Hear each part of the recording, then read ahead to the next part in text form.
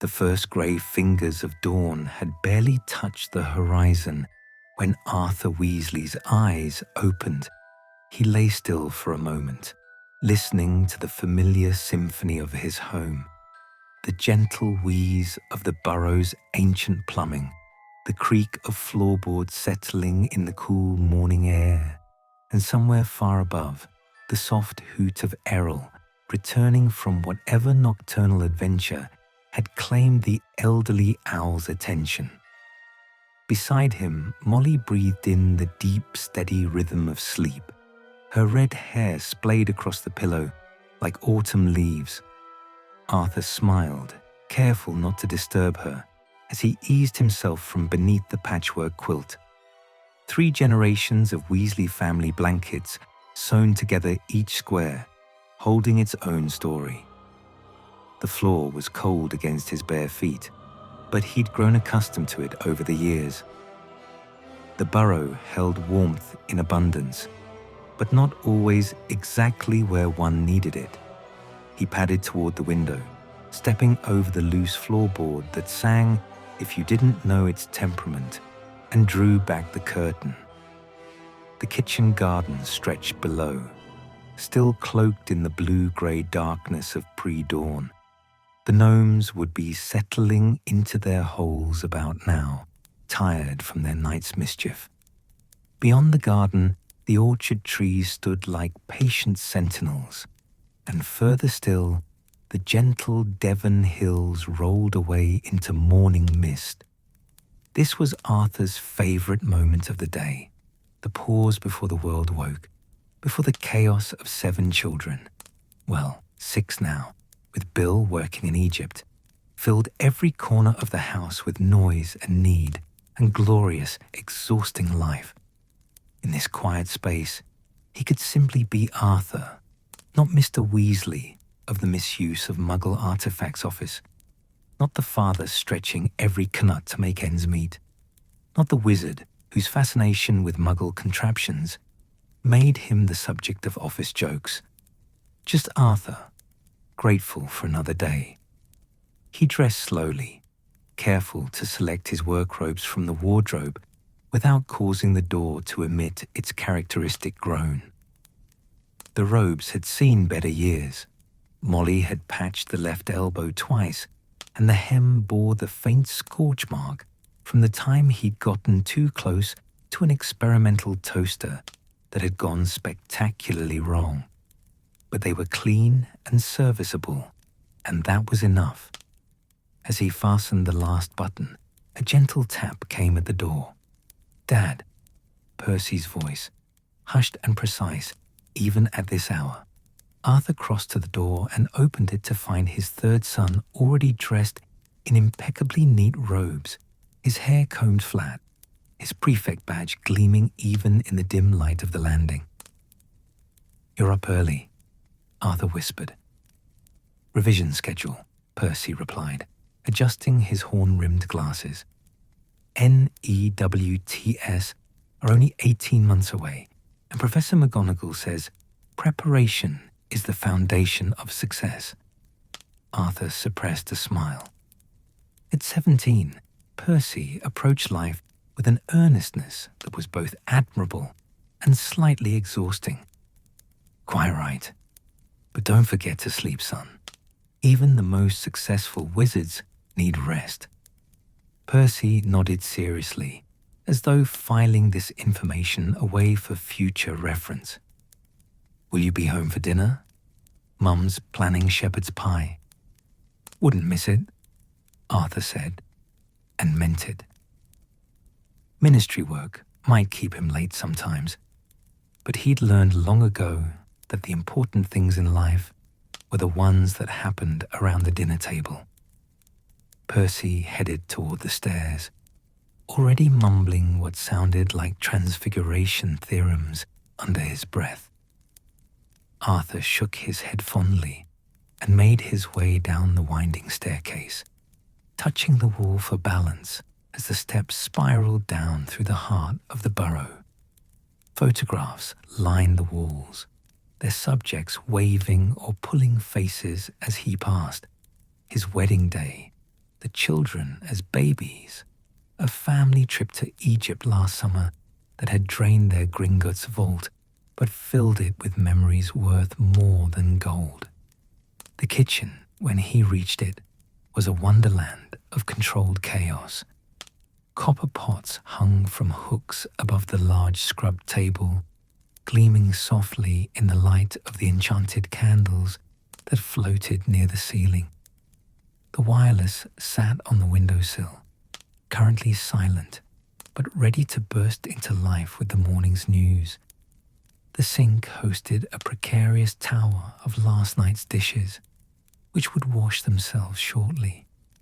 Molly had charmed them to wait until after 6 o'clock, having learned the hard way that clattering dishes at 5 in the morning tended to wake the twins.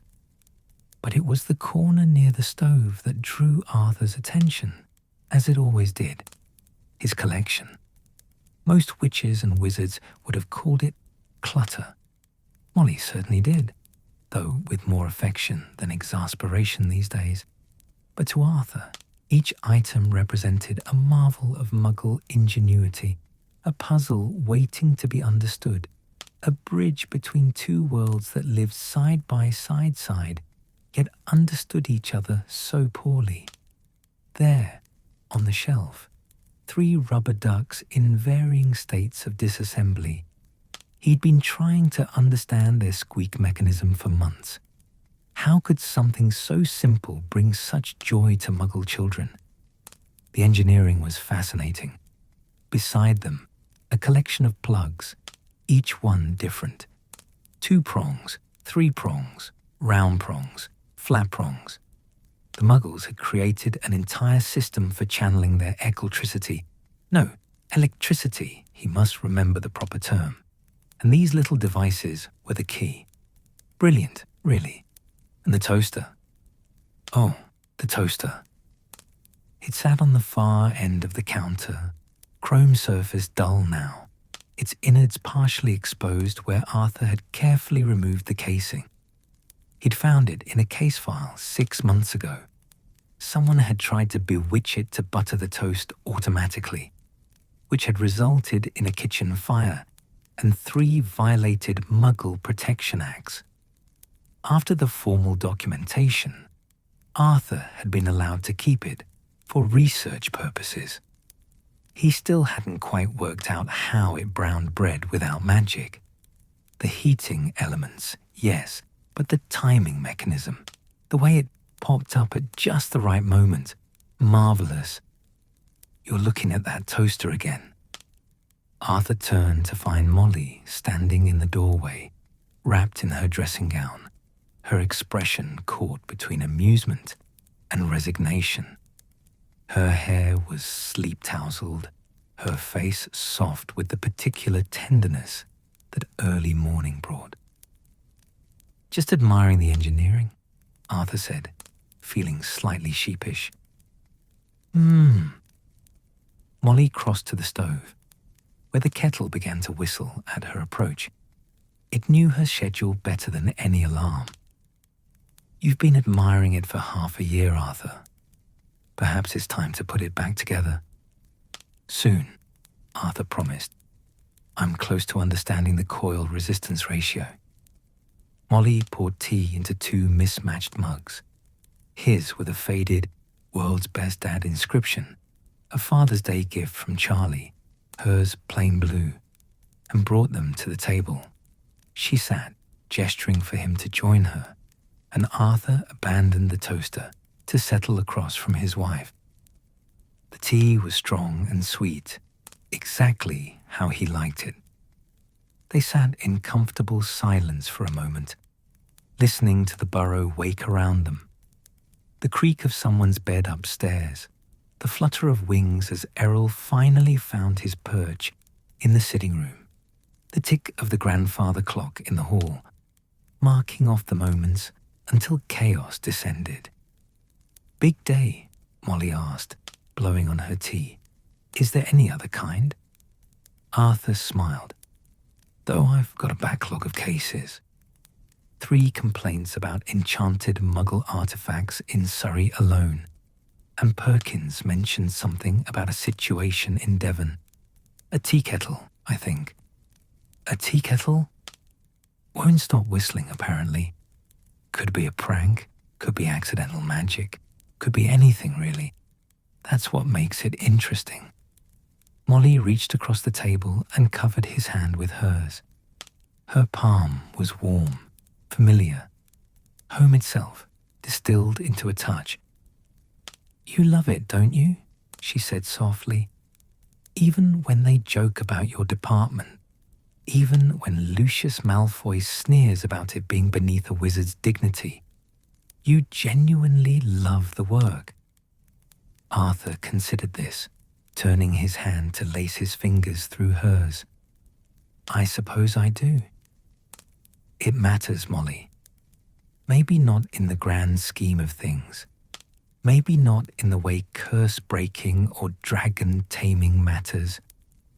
But when some elderly witch is frightened because her radio won't stop shouting, or when a Muggle family is endangered because someone thought it would be funny to hex their automobile, that matters to them. And if it matters to them, it matters to me." "That's why you're a good man, Arthur Weasley," Molly said, squeezing his fingers. "Though I wish the ministry paid good men better." It was an old conversation, worn smooth by repetition. They both knew Arthur could have pursued other positions, climbed higher, earned more. His brothers had done well for themselves. Important positions, comfortable homes, vaults at Gringotts that didn't echo when you opened them. But those paths had required compromises Arthur couldn't make, required caring less about the small people and the small problems that everyone else overlooked. "We manage," Arthur said, which was both true and not true. They managed because Molly was a wizard with household magic, because they grew their own vegetables, because hand-me-downs and ingenuity stretched further than gold. They managed because having enough was different from having plenty, and enough had always been sufficient when you had everything that mattered. Footsteps thundered on the stairs, the twins, undoubtedly, who approached everything at volume. "Mum, Fred's hidden my—" "Have not. George is trying to—" "Boys," Molly's voice cut through the argument with the precision of a severing charm. "It's not yet 6 o'clock, and your father is trying to have his tea in peace." Fred and George tumbled into the kitchen, identical grins flashing, a tangle of red hair and mischief. They were 14 now, that dangerous age where magical ability had caught up with imagination, but wisdom remained somewhere far behind. "Morning, Dad," they chorused, suddenly angelic. "Morning, boys," Arthur replied, hiding his smile behind his mug. "What have you got planned today?" "Oh, nothing much," Fred said innocently. "Just a bit of summer holiday relaxation," George added. Molly said, her tone suggesting she knew exactly what relaxation meant in twinspeak. "You'll relax by de-gnoming the garden then, all morning." The twins' faces fell in perfect synchronization. They'd been practicing that, Arthur suspected. But Mum, garden, gnomes, now. They slumped toward the back door, muttering about cruel and unusual punishment, though Arthur caught them grinning at each other once their mother's back was turned. Those two would find a way to make even gnome-throwing entertaining. The kitchen was filling now. Ron stumbled in, still half asleep, his hair standing at odd angles. Ginny followed, already energetic despite the hour, chattering about the Holyhead Harpies match she'd listened to on the wireless last night. Percy descended with a stack of books that seemed to defy both gravity and common sense. This was the burrow at its truest. Noise and warmth, and too many people in too small a space. Everyone talking over everyone else. Love expressed in teasing and toast passing, and the way Molly touched each child's shoulder as she moved around the kitchen, counting them without counting, making sure all her chickens were accounted for. Arthur absorbed it all, storing it up for the long day ahead. This was what he worked for, what made the cramped office and the meager salary and the jokes about his Muggle obsession worthwhile. This warmth, this noise, this glorious ordinary morning magic that had nothing to do with wands and everything to do with family. Molly pressed a wrapped package into his hands. His lunch, prepared with the same care she brought to everything. "Roast beef sandwiches," she said, "and that apple cake you like. Don't forget to eat, Arthur. You get distracted." "I won't forget," he promised, kissing her cheek. She smelled of tea and soap and home. "And try not to bring home any more Muggle things today," she added, though her eyes were smiling. "We're running out of shelf space." "No promises," Arthur said, grinning. "You never know what might need investigating." He said his goodbyes, a hug for Ginny, a hair ruffle for Ron, who grumbled but didn't pull away, a nod for Percy, who was already absorbed in his books, a wave for the twins visible through the window, arguing cheerfully as they chased gnomes. Then he stepped out the back door, lunch package tucked under his arm, wand in his pocket, ready for another day.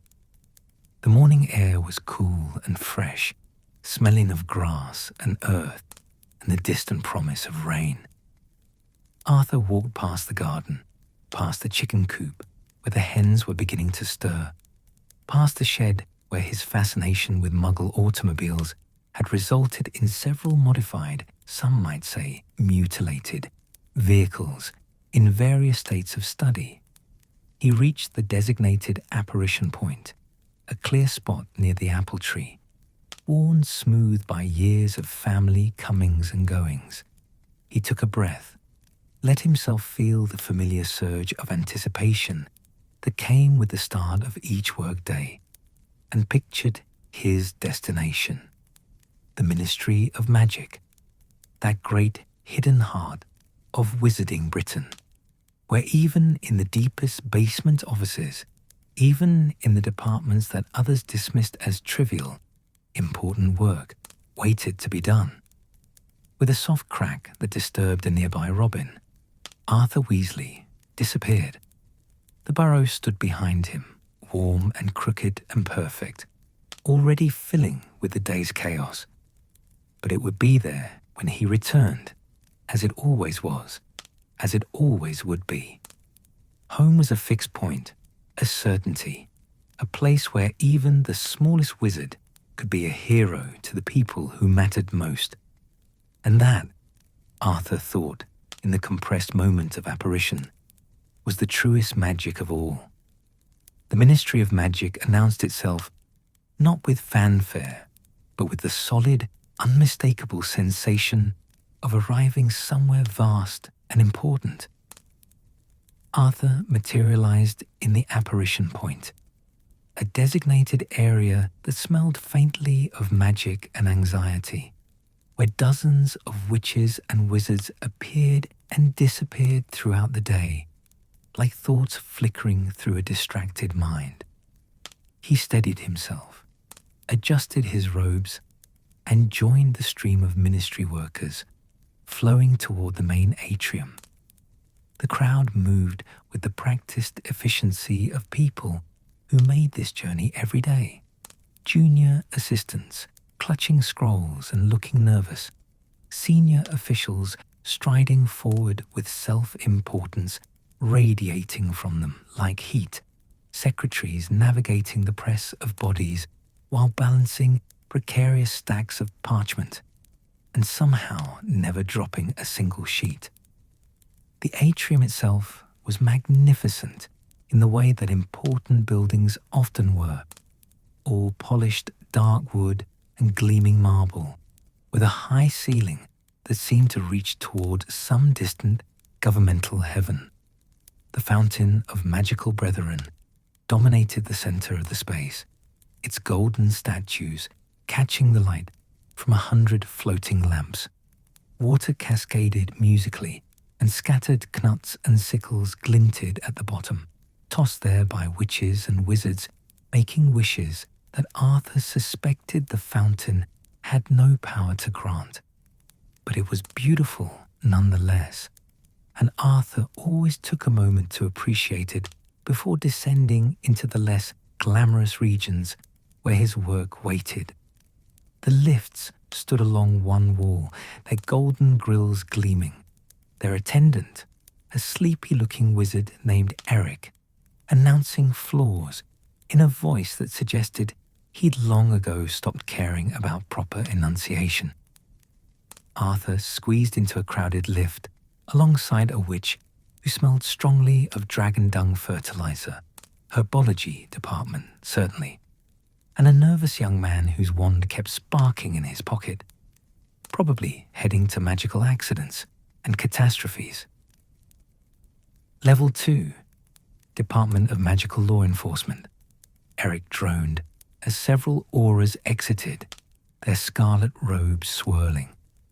Arthur caught a glimpse of Kingsley Shacklebolt's tall form among them, though the aura was deep in conversation and didn't notice Arthur's small wave. Down they went. Level 3, Department of Magical Accidents and Catastrophes. Further still. Level 4, Department for the Regulation and Control of Magical Creatures. The lift was nearly empty now, just Arthur and an elderly witch who was muttering to herself about pixie breeding regulations.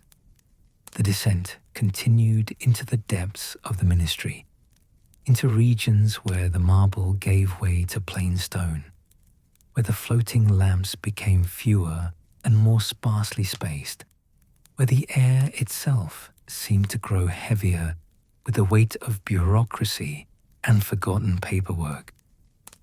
Level 9, Department of Mysteries, Eric announced, though no one got off. No one ever seemed to get off at Level 9, at least not when Arthur was present. The Department of Mysteries kept its own council, and its members apparently preferred different routes to their shadowy destination. Finally, Level 10, Maintenance and Misuse of Muggle Artifacts Office. Arthur stepped out into a corridor that would have made the atrium weep with shame. The stone walls here were plain and slightly damp, the ceiling low enough that a tall wizard would need to duck. A single torch burned in a wall bracket, its flame sullen and resentful of having to illuminate such an unimportant location. The floor was uneven, worn smooth by decades of feet, trudging to and from offices that the ministry's upper echelons preferred to forget existed. But Arthur smiled as he walked down the familiar passage. There was something honest about this place, something unpretentious. No one came down here to impress anyone. No one polished their credentials or adjusted their robes for maximum authority. Down here, in the basement of the ministry, the work itself was what mattered. The door to his office stood slightly ajar. Perkins always arrived early and never quite closed it properly, having learned long ago that the hinges stuck if you pushed them all the way. Arthur nudged it open with his shoulder and stepped into the space that had been his professional home for more years than he cared to count. The misuse of Muggle Artifacts Office was not designed to inspire confidence. It was, in fact, barely designed at all. More of an afterthought, a space carved out when someone in administration had realized the wizards tampering with Muggle objects did occasionally cause problems that needed addressing, and those problems required somewhere to file the paperwork. The room was narrow and deep, like a stone shoebox someone had furnished with reject items from other departments. 2 desks faced each other across a gap barely wide enough to walk through comfortably. Filing cabinets lined the walls, their drawers bulging with decades of case files, their surfaces buried under stacks of yet more files that had given up hope of ever finding proper homes. A single window, set high in the wall, let in a grudging amount of natural light that had to travel through several feet of London soil before reaching them. They were, after all, underground. The lamp on Arthur's desk flickered as he entered, responding to his presence with the loyalty of an object that had been in the same place for so long it had developed something approaching sentience. Beside it sat his in-tray, already ominously full, despite his having cleared it just yesterday evening.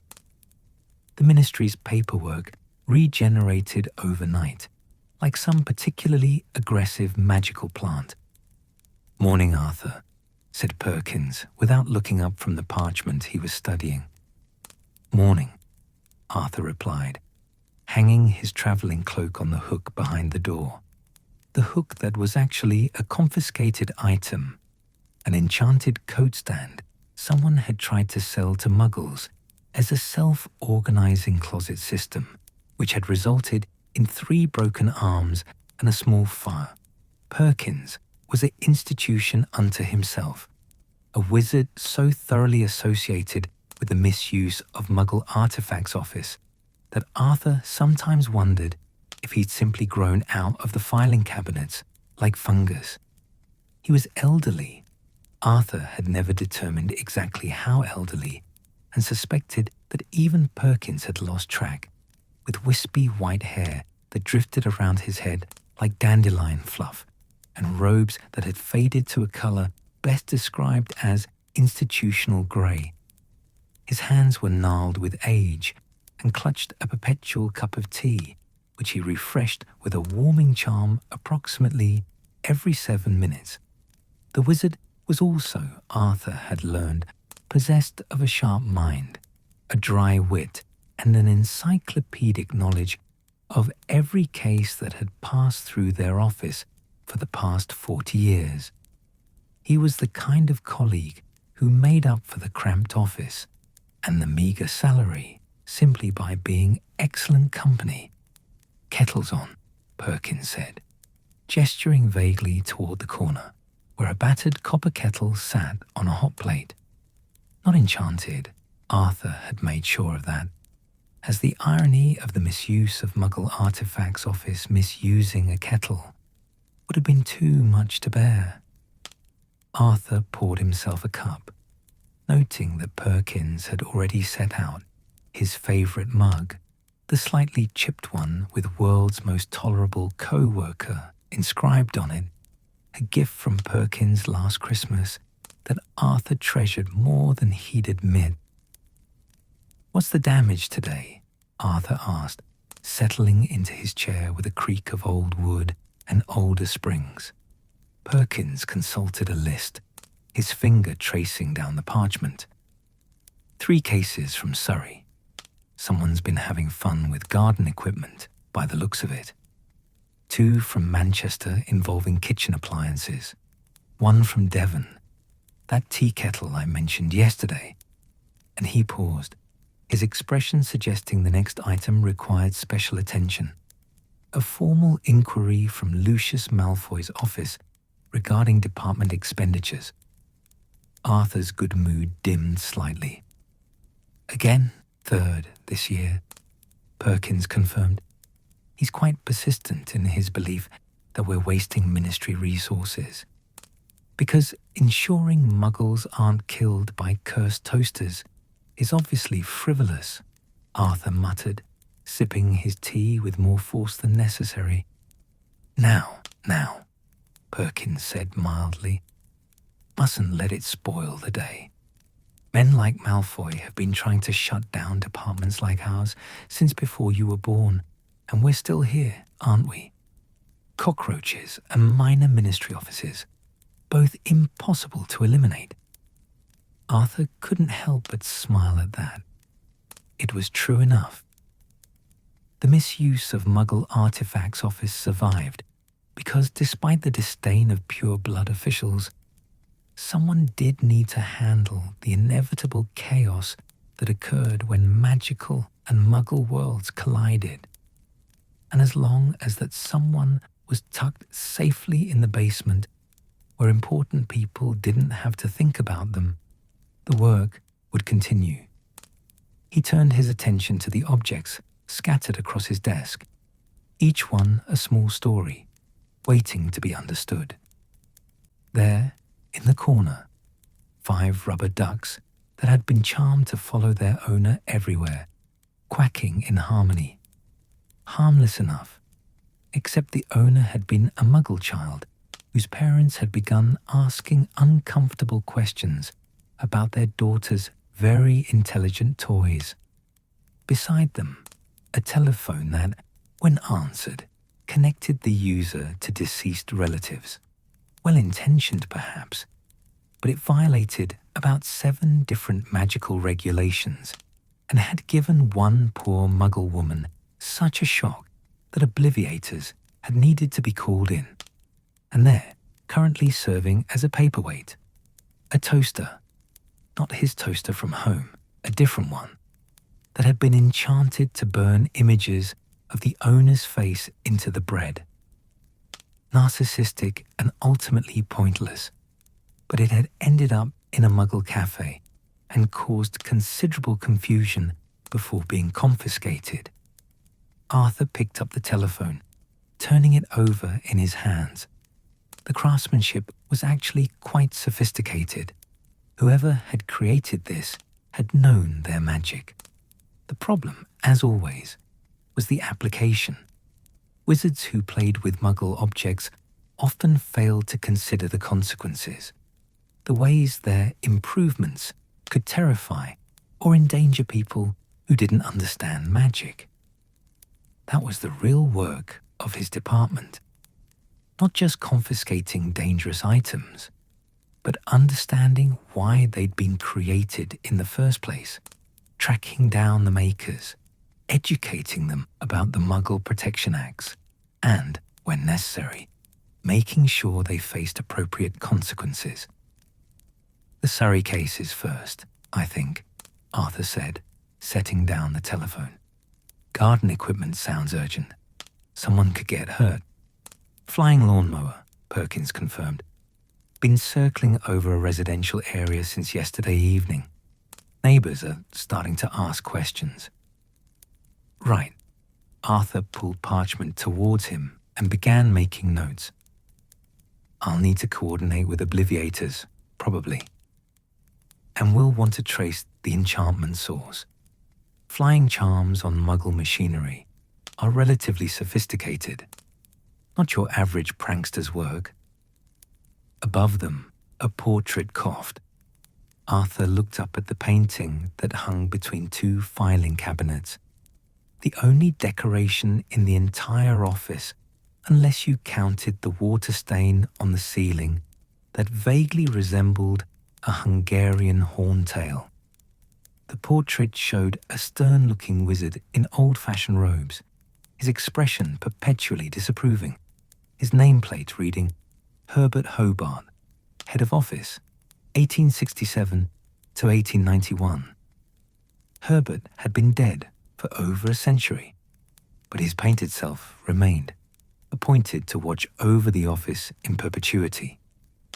Arthur suspected this was less an honor and more a punishment. Herbert's portrait rarely had interesting conversations to eavesdrop on, and other portraits avoided visiting, meaning the old man spent most of his time napping or complaining. Something to add, Herbert? Arthur asked politely. Flying lawnmower, the portrait huffed. In my day, we didn't coddle Muggles with all these protections. If they encountered magic, Well, that was their problem, wasn't it? In your day, Herbert, we also didn't have the statute of secrecy as firmly established, Perkins said, without looking up. Times change. Bah, soft. That's what this generation is. Soft and worried about Muggle feelings. Arthur had heard this speech before. Herbert delivered it approximately once a week, with minor variations. He responded, as he always did, with patient good humor. The Muggles don't have feelings to hurt if they don't remember encountering magic, Herbert. That's rather the point. The portrait grumbled something incomprehensible and retreated to the back of his frame, likely to nap until lunch. He's cheerful this morning, Arthur observed. His portrait in the main corridor got cleaned yesterday, Perkins explained. The other Herbert is quite put out that he's gleaming while this one is dusty. Portrait politics. Arthur shook his head, smiling, and returned to his case notes. This was the rhythm of his work. The practical and the absurd dancing together. Serious problems wrapped in magical peculiarities. Life and death situations that somehow involved rubber ducks and telephones. He opened the top drawer of his desk, where he kept his field kit, a leather satchel containing everything he might need for investigations, spare parchment, self-inking quills, a set of detection charms for various enchantments, evidence bags, regular brown paper, nothing fancy, a compass that pointed towards sources of Muggle technology rather than north, incredibly useful, and a Muggle first aid kit that he'd purchased from a chemist and studied extensively. "I'll head out to Surrey first," Arthur said, standing and shouldering the satchel. "The lawnmower can't be allowed to keep flying. Could you handle the Devon kettle? Unless you'd prefer." No, Perkins waved him off. "I've got plenty to occupy me here. These Manchester kitchen appliance reports need proper documentation, and someone has to respond to Malfoy's inquiry. I'll draft something appropriately bureaucratic and impenetrable. He'll lose interest by paragraph 4. You're a treasure, Perkins." "I'm old and stubborn and too insignificant to sack," Perkins corrected. "But I accept the compliment." Arthur paused at the door, looking back at the cramped, dingy, absolutely perfect office. Morning light, such as it was, slanted through the high window, catching dust motes in its beam. The filing cabinets loomed like ancient monuments to bureaucracy. His desk sat exactly as he'd left it yesterday, cluttered with purpose, every object telling a story of magic and Muggles and the complicated space where they intersected. "It's a good job, isn't it?" he said, suddenly. Perkins looked up, his rheumy eyes sharp with understanding. "The best job," he agreed, "for the right sort of person. The right sort being someone who cares more about doing good than looking good while doing it." Perkins returned to his parchment, but Arthur caught the small smile on the old wizard's face. "Off you go then. Surrey won't unfly its own lawnmower." Arthur left the office, walking back down the dingy corridor toward the lifts, his satchel bumping against his hip, his mind already working through the logistics of tracking and grounding an enchanted piece of Muggle garden equipment. Behind him, in the office that the Ministry's upper floors preferred to forget, Perkins sipped his tea and began composing a response to Lucius Malfoy that would take 3 pages to say essentially nothing, an art form unto itself. And in his portrait frame, Herbert Hobart opened one painted eye, watched the empty office for a moment, then whispered to himself, "Good man, that Weasley. Reminds me of why I took this bloody job in the first place. Then he closed his eye and returned to his nap, content that the misuse of Muggle Artifacts Office remained, as always, in entirely capable hands. The day had properly begun. The Devon countryside revealed itself in layers as Arthur apparated into the designated arrival point on the outskirts of the village. First came the shock of cold, fresh air, so different from the Ministry's recycled mustiness. Then the scent of grass and distant sea salt, and finally the visual beauty of rolling green hills, dotted with sheep like scattered clouds fallen to earth. Arthur steadied himself against the wooden fence post that marked the safe apparition zone, gave his head a small shake to clear the spinning sensation, and consulted the case file he tucked into his satchel. Mrs. Edith Catchpole, age 73, resident of Rose Cottage, complainant regarding one allegedly cursed tea kettle that had been whistling God Save the Queen continuously for 48 hours. The address placed her cottage about half a mile down the lane, an easy walk, and Arthur preferred walking when he could. It gave him time to observe the Muggle world that fascinated him so completely, time to note the details that other wizards overlooked. The telephone wires strung between poles like musical staves, the postbox painted its cheerful red, the way Muggle houses sat comfortably alongside magical ones, with neither population quite aware of the other. Magic and the mundane coexisting, it never stopped amazing him. Rose Cottage announced itself with actual roses, a riot of pink and white blooms climbing the stone walls, their scent heavy and sweet in the morning air. The cottage itself was small and tidy, with a thatched roof that had seen better decades and windows that sparkled with recent cleaning. Smoke rose from the chimney despite the summer warmth, and from inside came the unmistakable, relentless sound of God Save the Queen, being whistled at a pitch that suggested the whistler had been at it far too long and was becoming slightly hysterical. Arthur approached the front door, painted blue with a brass knocker shaped like a lion's head, and knocked firmly. The whistling stopped. For a moment, there was blessed silence. Then Arthur heard shuffling footsteps, and the door cracked open to reveal a slice of elderly witch.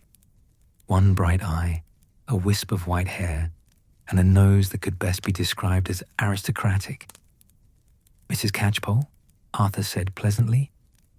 "I'm Arthur Weasley from the Ministry's Misuse of Muggle Artifacts Office. I understand you've been having some trouble with a tea kettle." The door opened wider. Mrs. Catchpole was tiny, barely 5 feet tall, and draped in layers of shawls despite the season. Her face was deeply lined, like a map of a long life, and her hands trembled slightly as she gestured him inside. "Oh, thank goodness," she said, her voice quavering. "I thought perhaps I'd imagined the whole thing, or that the Ministry wouldn't bother with such a small problem. But that kettle won't stop, Mr. Weasley. It just won't stop, and I'm at my wit's end." Arthur stepped into a cottage that was trying very hard to be cheerful. Floral curtains, chintz-covered furniture, photographs on every surface, children, grandchildren perhaps, smiling from their frozen moments. But beneath the determined cheer, Arthur sensed loneliness as thick as the rose scent outside. The cottage was too clean, too organized, everything in its place because there was no one to disturb it. "Why don't you show me this kettle?" he suggested gently. Mrs. Catchpole led him through to the kitchen, a cozy space dominated by an ancient cast iron stove and a small table set for one. On the stove sat the offending kettle, a perfectly ordinary copper kettle, slightly tarnished, the kind that had probably been in the family for generations. As Arthur watched, it began to whistle. Not the normal whistle of boiling water. This was melodic, precise, unmistakably God Save the Queen rendered in kettle whistle form. It played through the entire first verse, then paused for exactly 3 seconds before starting again. "It's been like this since Thursday evening," Mrs. Catchpole said, wringing her hands. "I can't even make tea anymore. The moment I put it on the stove, it starts up. I tried my other kettle, but it's developed the same problem. I tried using a saucepan, but the same thing happened. It's as though someone's determined I should never have a proper cup of tea again." Arthur approached the kettle carefully, pulling his wand from his robes. He performed a basic detection charm, watching as faint purple light emanated from the metal surface. Yes, definitely enchanted, and recently too. The magical signature was amateur but persistent, the kind of charm that would take effort to dislodge. "May I?" he asked, gesturing to the kettle. Mrs. Catchpole nodded, and Arthur lifted it from the stove. The whistling continued, unperturbed by the movement. He turned the kettle over in his hands, examining every surface, looking for the telltale signs of charm application. There, on the bottom, barely visible, a small rune scratched into the copper. Sloppy work, but effective. "Do you have any idea who might have done this?" Arthur asked, setting the kettle down. "Anyone who's visited recently? Perhaps someone who thought they were being funny?" Mrs. Catchpole's face crumpled slightly. "My nephew visited last week. Timothy. He's a bit of a scamp, you might say. Always was, even as a boy. He's studying at some school for wizardry up north. I can never remember the name. And he thinks he's very clever with his magic." "Hogwarts," Arthur suggested. "That's the one. He's a 3rd year, very proud of himself. He came by last Thursday, stayed for lunch, and..." She paused, embarrassment coloring her cheeks. "I might have mentioned that I thought his career ambitions were unrealistic. He wants to be a professional Quidditch player, you see, and I suggested he might want to consider something more stable. He didn't take it well." Arthur suppressed a sigh. Teenage wizards with wounded pride and just enough magical knowledge to be troublesome. A combination as old as magic itself. This wasn't malicious. Not really. Just thoughtless.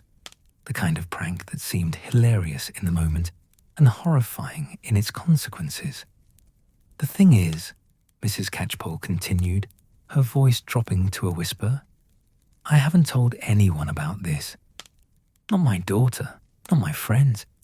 I was afraid they'd think I was losing my mind, or that I'd somehow done this to myself. And Timothy hasn't visited since, hasn't even sent an owl, and She stopped, blinking rapidly. Understanding settled over Arthur like a familiar cloak. This wasn't really about the kettle, was it? The whistling was annoying, certainly. But what really troubled Mrs. Catchpole was the loneliness it represented. Her nephew had played a cruel prank and then disappeared. Her family was busy elsewhere, and she'd spent 2 days alone with only an enchanted kettle for company, too proud or too afraid to ask for help. "Mrs. Catchpole," Arthur said gently, "would you mind if I made us both a cup of tea? I think we have a few things to discuss, and these things are always better discussed over tea." She blinked at him. "But the kettle..." "Will be just fine for a few more minutes," Arthur assured her. "I find that rushing magical repairs often leads to complications. Better to take our time, do things properly, Now, if you could point me toward your tea things. For the next few minutes, Arthur busied himself with the ritual of tea making. He found a saucepan, which, as promised, began whistling "God Save the Queen" the moment water heated, performed a temporary silencing charm that would last just long enough, and brewed a proper pot of tea. None of the bag in a cup nonsense, but loose leaf from the tin Mrs. Catchpole indicated, steeped for exactly 4 minutes. He served it in delicate china cups that showed their age through hairline cracks, but remained beautiful nonetheless. Then he sat across from Mrs. Catchpole at her small table and sipped his tea as though he had all the time in the world. "You're very kind," she said softly. "Not at all," Arthur replied. "I'm just doing my job. Though I have to say, your nephew's charm work shows promise. The persistence of the enchantment is actually quite impressive for a third-year student. Misguided, certainly, but technically sound." "He's not a bad boy," Mrs. Catchpole said, quick to defend despite her grievance. "Just thoughtless, like his father was at that age. Doesn't think about consequences." Arthur nodded. "May I ask, how long have you lived here alone?"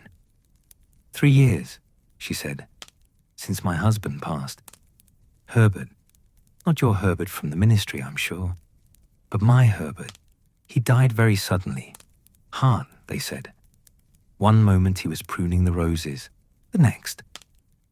She gestured vaguely, the universal sign for life's cruel interruptions.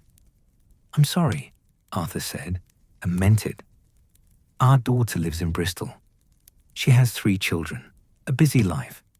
Can't be expected to check on her old mother every day, and Timothy was always Herbert's favorite.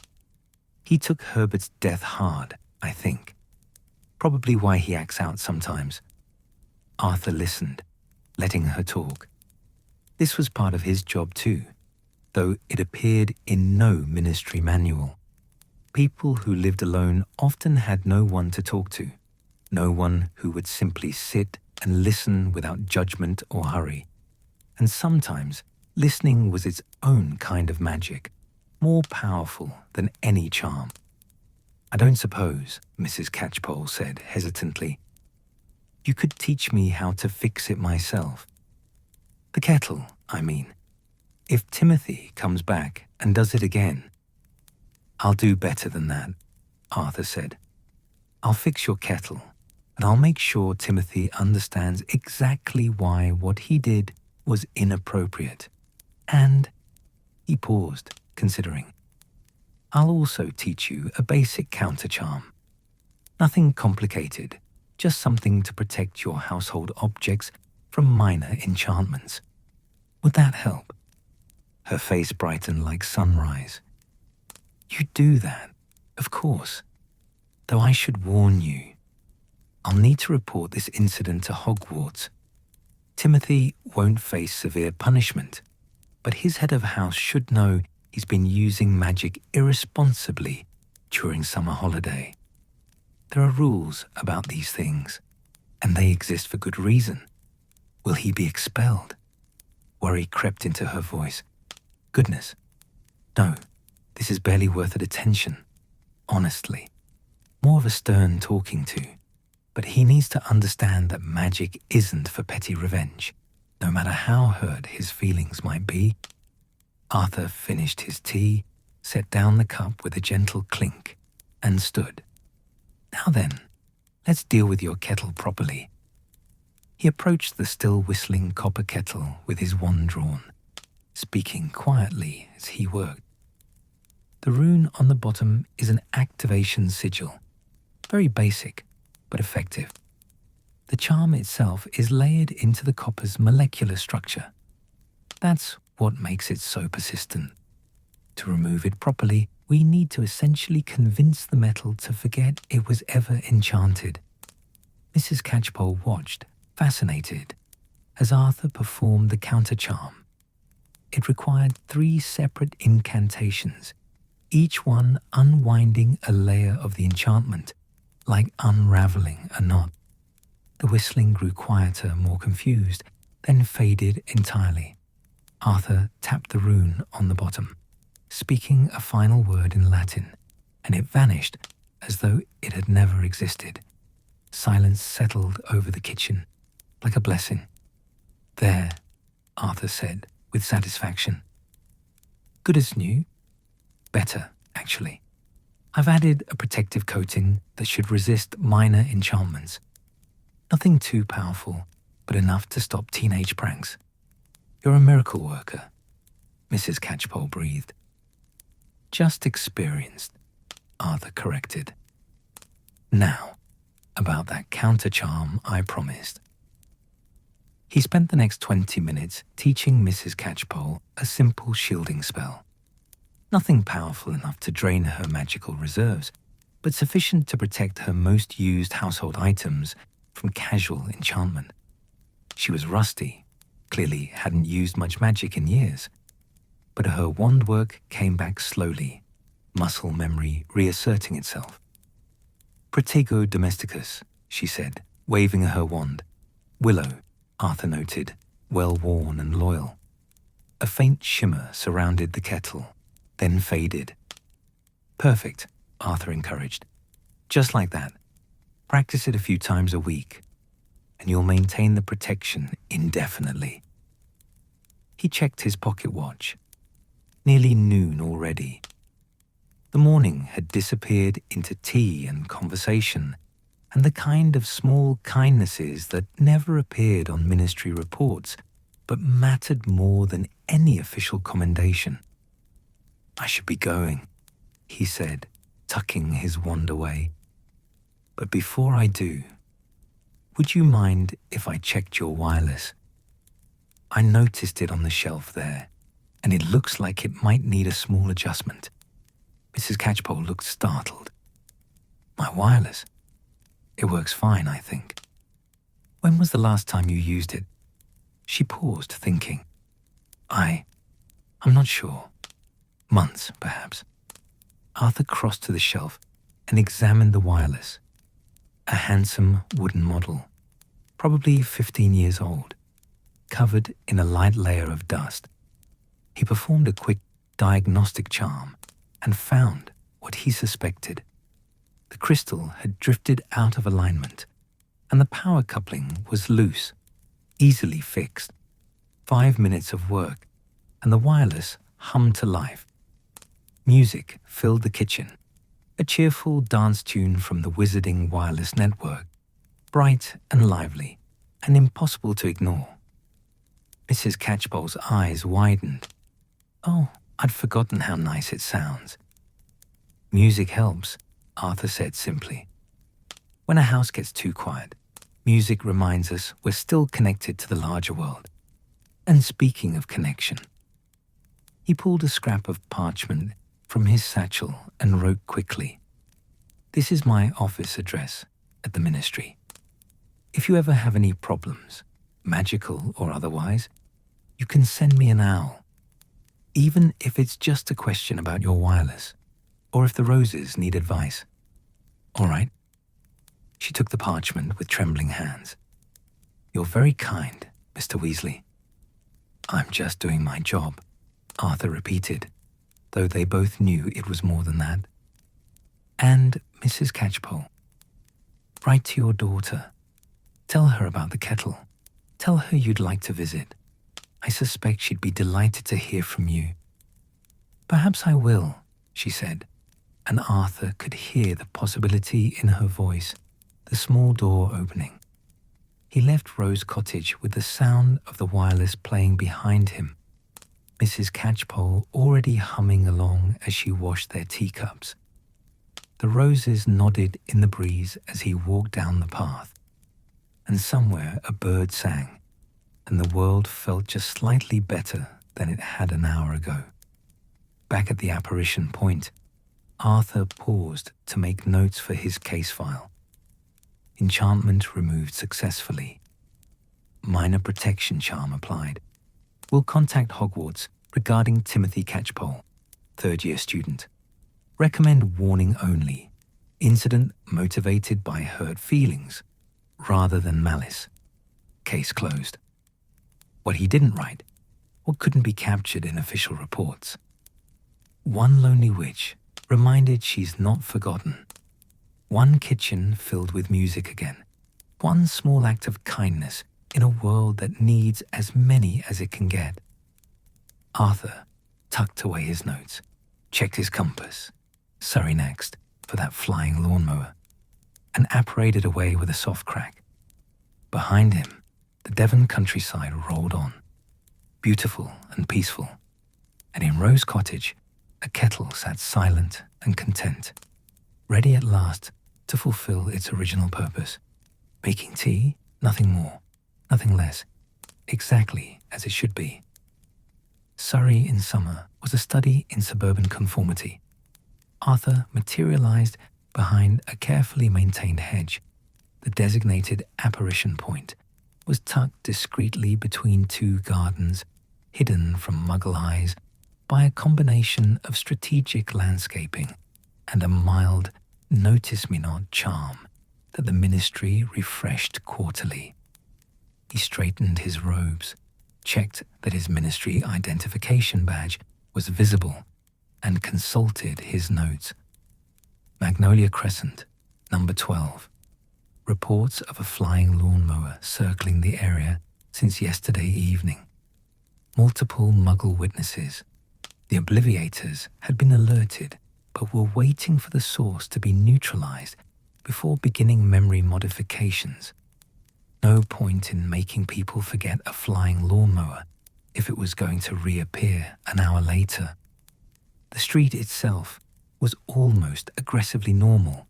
Identical houses with identical gardens, each lawn trimmed to identical heights, each hedge shaped with identical precision. The kind of neighborhood where deviation from the norm was viewed with deep suspicion, where creativity went to die, where Arthur imagined the residents held secret meetings to ensure everyone's curtains matched. He rather liked it, in an anthropological sort of way. The Muggle dedication to conformity was fascinating, if slightly baffling. The sound reached him before the sight, a distant mechanical whine, rising and falling like an angry wasp the size of a small dragon. Arthur looked up and spotted it immediately. A bright red lawnmower, floating approximately 30 feet above the rooftops, tracing lazy circles against the blue sky. As he watched, it completed one rotation and began another, patient and persistent as a circling hawk. Several Muggles stood in their gardens, pointing and talking in worried clusters. Arthur caught fragments of conversation as he walked past. Some kind of drone, I expect. Should call the police. Technology these days, it's not natural. He suppressed a smile. If only they knew how close to the truth that last one was. Number 12 was distinguished from its neighbors by slightly longer grass. Not unkempt precisely, but suggesting that lawn maintenance was not the highest priority. Arthur pushed open the garden gate and walked up the path, noting the lack of garden gnomes. Muggle neighborhood, of course, and the presence of what looked like a homemade windmill in one corner, constructed from bits of metal and colored glass. Interesting. He knocked on the door and waited. From inside came the sound of hurried footsteps, something falling over, a muffled curse, and then the door swung open to reveal a woman in her mid-40s, with paint-stained fingers and worry creasing her forehead. "Mrs. Thornton?" Arthur asked pleasantly. "If you're from the police, I've already told them I don't know anything about that machine," she said quickly, defensively. "We don't even own a lawnmower like that. Ours is push-powered, completely manual, and it's in the shed where it's supposed to be. I'm not from the police." Arthur assured her, showing his badge. I'm from, well, a different department. One that specializes in unusual situations. May I come in? I'd like to speak with you and your son if he's home.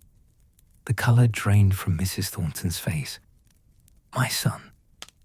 What's Marcus got to do with anything? Perhaps nothing, Arthur said gently. But I'd like to speak with him all the same. She hesitated, then stepped back to let him enter. The house's interior matched the exterior's creative streak. Walls covered in artwork, some professional, some clearly the work of a child. Shelves crowded with books and strange objects. A general sense that the people who lived here were more interested in ideas than appearances. Arthur liked it immediately. Marcus, Mrs. Thornton called up the stairs. There's someone here to see you. I'm busy, came the reply, the universal response of teenagers everywhere. Marcus, now please. Footsteps on the stairs, reluctant and heavy. Then a boy appeared, perhaps 13 or 14, all gangly limbs and uncertain posture, with dark hair that flopped over his eyes and the kind of expression that suggested he expected the world to be disappointed in him. Arthur recognized that expression. He'd seen it on his own children's faces when they were worried they'd done something wrong, but weren't quite sure what. Hello, Marcus, Arthur said warmly. I'm Mr. Weasley. Nothing to worry about. I just need to ask you a few questions about the lawnmower outside. Marcus's eyes widened fractionally. I don't know anything about it. Marcus has been in his room all morning, Mrs. Thornton interjected. He couldn't possibly. Arthur held up a hand gently. Mrs. Thornton, I wonder if Marcus and I might have a private conversation, just for a few minutes. I promise, he's not in any serious trouble. She looked between them, maternal instinct warring with uncertainty. Finally, she nodded. I'll be in the kitchen. Marcus, tell the truth, whatever it is. Once she'd left, Arthur settled into an armchair that had seen better decades and gestured for Marcus to sit. The boy perched on the edge of the sofa, every line of his body radiating defensive tension. That's quite a windmill in your garden, Arthur began, deliberately not mentioning the lawnmower. Did you build it yourself? Marcus blinked, thrown by the question. Yeah, last summer. It's meant to power a small light, but I haven't quite got the gearing right. Impressive, Arthur said, and meant it. Shows real understanding of mechanical principles. I'm a bit of an enthusiast myself. I work with Muggle technology quite a lot in my job. Muggle technology? The word Muggle seemed to catch Marcus's attention. His eyes sharpened. You're a wizard. I am, Arthur confirmed. And unless I'm very much mistaken, so are you. The tension in Marcus's shoulders shifted from defensive to something more complicated. Relief mixed with apprehension. How did you know? The lawnmower, Arthur said simply. It's been enchanted with a rather sophisticated flying charm. Not the kind of thing that happens by accident, and not the work of an experienced adult wizard. They'd have used a different approach. But a young wizard, perhaps one who's recently learned levitation charms at school, who was feeling frustrated or angry and lost control for a moment, that would produce exactly this result. Marcus's face crumbled. I didn't mean to. I really didn't. I was just... He stopped, swallowed hard. It was an accident. Why don't you tell me what happened? Arthur suggested. Start from the beginning. The story tumbled out in fits and starts. Marcus was a second-year student at Hogwarts, Muggle-born. Still still navigating the complicated terrain between magical and non-magical worlds. His father had left when Marcus was young. Couldn't cope with having a wizard son, apparently, and his mother worked long hours to support them both. Marcus loved magic, loved Hogwarts, but summer holidays were lonely. The other kids on the street, they don't want anything to do with me, Marcus said, staring at his hands. They think I'm weird, and I can't tell them why I'm away at boarding school or talk about any of the interesting things I'm learning, because it's all secret. And yesterday, they were all playing football in the street, and I asked if I could join, and they just laughed, said I was too clumsy, that I'd ruin the game. Arthur's heart ached. He'd seen this before. Muggle-born children caught between worlds, belonging fully to neither, their magic isolating them from childhood friends just when they needed connection most. So I came home, Marcus continued, and I was angry, and I was thinking about Wingardium Leviosa.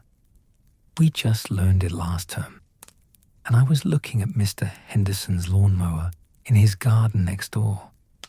He's always going on about his perfect lawn, about how ours is a disgrace to the neighborhood, about how Mum should take more pride. And I thought about how funny it would be if his precious lawnmower just flew away. And then it did. You didn't use your wand? Arthur asked. I don't have it. Mum made me promise to keep it locked in my trunk during the holidays, after I accidentally turned the bathroom taps into snakes last summer. I wasn't even holding it. The magic just happened. Accidental magic, then. The most powerful kind, fueled by emotion and adolescent magical surges. Difficult to control, nearly impossible to prevent, and technically not a violation of the underage magic restrictions, though technically wasn't always helpful in these situations. And now it won't come down, Marcus finished miserably. I've tried thinking at it, tried wishing it down, but it just keeps flying. And everyone's seen it, and the police were here earlier, and I've ruined everything. They're going to expel me from Hogwarts, aren't they? No one's expelling anyone, Arthur said firmly. Marcus, look at me. The boy raised his eyes, and Arthur saw fear there, and shame, and underneath it all, the desperate hope that maybe this could be fixed. What you did was understandable, Arthur began. Not excusable. There's a difference, but understandable. You're young. You're isolated. You're dealing with magic that's more powerful than your ability to control it. That's not your fault, but it is your responsibility. I don't understand the difference, Marcus whispered. Fault is about blame, Arthur explained. Responsibility is about what we do next. You didn't mean to enchant that lawnmower, not your fault. But now that it's happened, you're responsible for learning from it, for making better choices in the future, for understanding the magic isn't for revenge or showing off, even when we're hurting. Marcus nodded slowly. Will you help me get it down? Of course. That's why I'm here. But first, I need you to understand something important. Arthur leaned forward, his voice gentle but serious. Magic is a gift, Marcus. A wonderful, powerful gift. But every gift comes with responsibility. When we use magic in the Muggle world, we risk exposing our entire community. We risk making Muggles afraid of us. And historically, when Muggles are afraid of wizards, people get hurt. Magical and non-magical alike. I never thought about that, Marcus said quietly. I know. Most young wizards don't at first. That's why we have rules, and why adults like me have jobs to help clean up when those rules get broken. But But the rules aren't about limiting your magic or making your life difficult. They're about protecting everyone, including you. Arthur stood, pulling his wand from his robes. Come on then. Let's retrieve this lawnmower before it ends up on the evening news. They went out into the garden where Mrs. Thornton was pretending to deadhead roses while clearly eavesdropping. Arthur gave her a reassuring nod, then looked up at the circling lawnmower, calculating angles and magical trajectories. The charm you accidentally cast is persistent because it's fueled by emotion, Arthur explained to Marcus. To counter it, we need to essentially drain the emotional energy while simultaneously providing a safe landing path. Watch carefully. You won't have your wand, but understanding the theory is valuable. He raised his wand, speaking clearly so Marcus could hear. Finite incantatum. The lawnmower wobbled but continued flying. Stubborn, Arthur muttered. Right then, we'll need something stronger. Marcus, I need you to think very clearly about wanting the lawnmower to land safely. Not just saying it, really feeling it. Can you do that? Marcus closed his eyes, concentrating. Arthur could almost see the shift in the air around the boy. Magic responding to intention, to genuine desire to fix what he'd broken. Good, Arthur said. Hold that feeling. He cast again, this time weaving in Marcus's ambient magic with his own, creating a net of intentionality that wrapped around the enchanted lawnmower. For a moment, nothing happened. Then the lawnmower shuddered, dipped, and began a slow, controlled descent. Arthur guided it down with careful wand movements, like conducting an orchestra, until it settled gently on Mr. Henderson's lawn, exactly where it had started. The engine was off. The blades were still. It looked like a perfectly ordinary lawnmower that had never dreamed of flying. Marcus let out a breath he'd been holding. You did it. We did it, Arthur corrected. Your intent was crucial. Magic responds to purpose, Marcus. Remember that.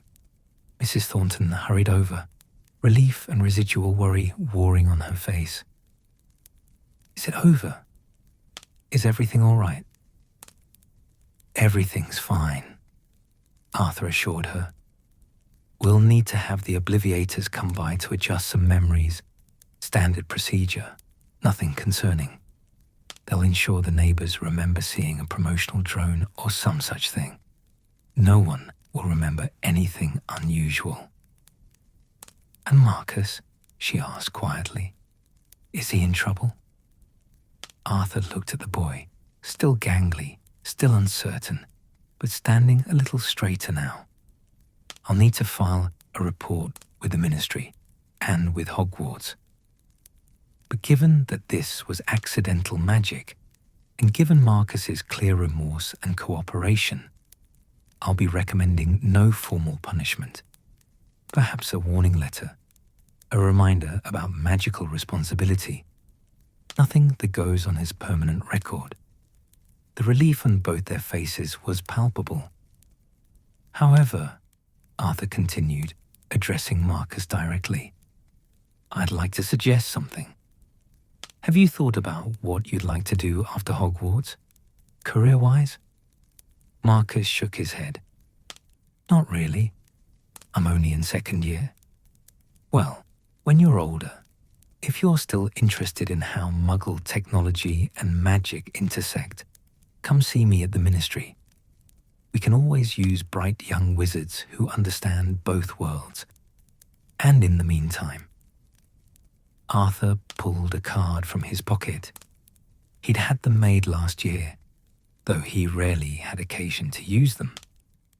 If you're ever feeling isolated, or if you have questions about navigating between magical and Muggle worlds, you can write to me. All right. Marcus took the card with something like awe. Really? Really? Being Muggle-born is a gift, Marcus. You see things that pure-blood wizards miss. You understand connections that we overlook. Don't let anyone, including those neighborhood boys, make you feel like that's something to be ashamed of. Mrs. Thornton's eyes were suspiciously bright. Thank you, Mr. Weasley. You've been incredibly kind. Just doing my job, Arthur said, the phrase becoming a comfortable refrain.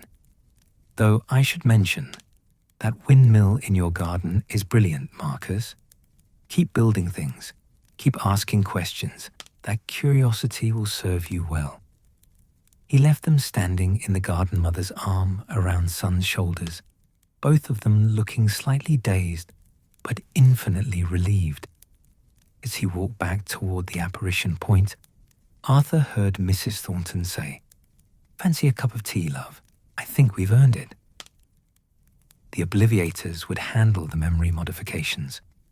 They were already on their way, alerted by Arthur's Patronus. The neighbors would remember a drone, perhaps, or a promotional stunt. Life would return to normal on Magnolia Crescent. But Marcus Thornton would remember this day. Would remember that magic carried responsibility, yes, but also that the magical world had people in it who cared, who understood, who would take the time to teach rather than simply punish. And maybe, Arthur thought as he apparated away, that was the most important magic of all. The magic of showing kindness to someone who desperately needed it, of seeing potential instead of just problems, of remembering that every rule breaker was once a child who simply didn't know better yet. The lawnmower sat peacefully on its lawn, never to fly again. But somewhere in Surrey, a young wizard stood a little taller, felt a little less alone, and began to understand that being different wasn't the same as being wrong. Arthur checked his watch. Nearly 2:00. Time for lunch, he thought, and then back to the office to file reports and tackle whatever other small crises awaited. It was, he reflected with satisfaction, turning out to be a very good day indeed.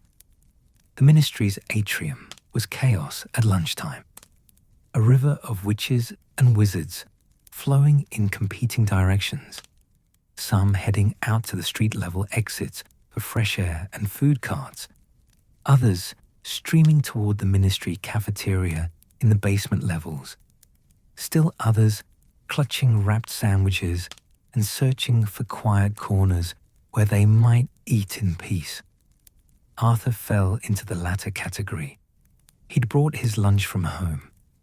Molly's roast beef sandwiches, carefully wrapped in brown paper, the apple cake tucked beside them, and he had no desire to eat in the crowded cafeteria where conversations echoed off stone walls and the clatter of cutlery made thinking impossible.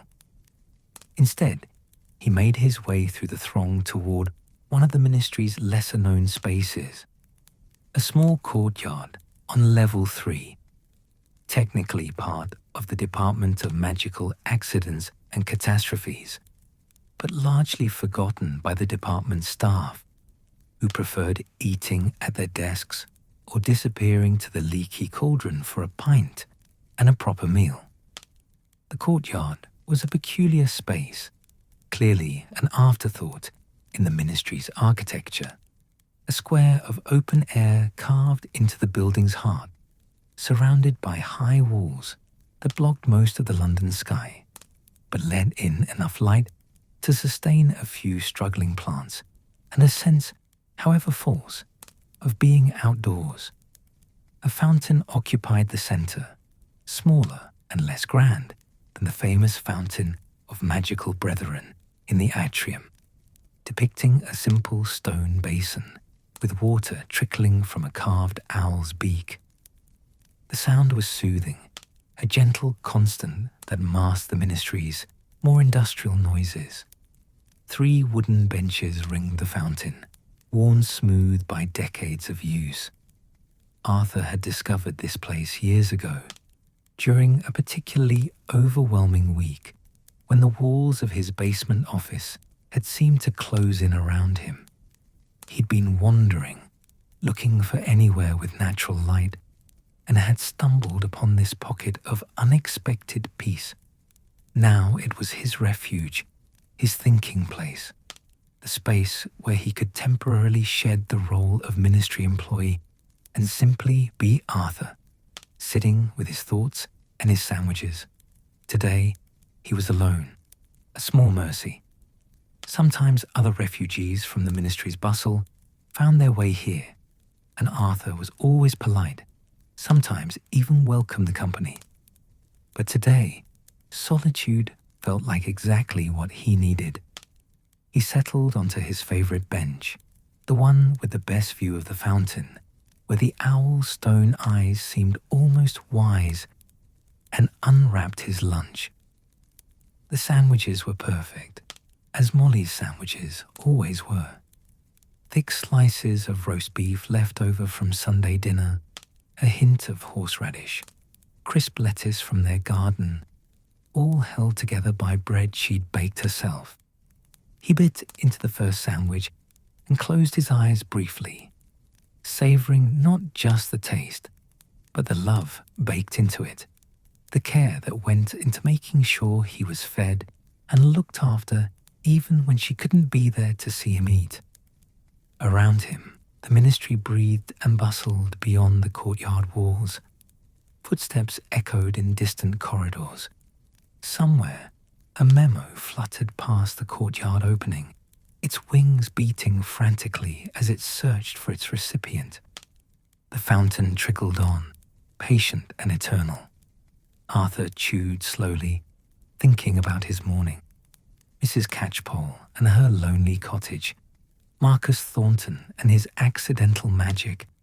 Two very different situations, two very different people, but connected by the same thread: isolation, the particular loneliness that came from existing between worlds or feeling forgotten by them. He understood that loneliness better than most people realized. The Ministry of Magic was a study in hierarchies and importance. At the top, the minister and his inner circle, the policy makers and the politically powerful. Below them, the auras with their dramatic robes and their dangerous work, the unspeakables with their secrets, the important-sounding departments that dealt with international relations and magical law and curse-breaking. And at the bottom, in the basement, in the cramped offices that visitors never saw, people like Arthur doing work that everyone needed but no one particularly valued. He'd made peace with that, mostly, had chosen it, even in a way, turned down opportunities for advancement because they would have required compromises he couldn't make, would have meant less time with his family, would have put him in the position of enforcing policies he didn't believe in. But peace and contentment weren't quite the same thing, were they? Arthur took another bite of sandwich, watching the fountain.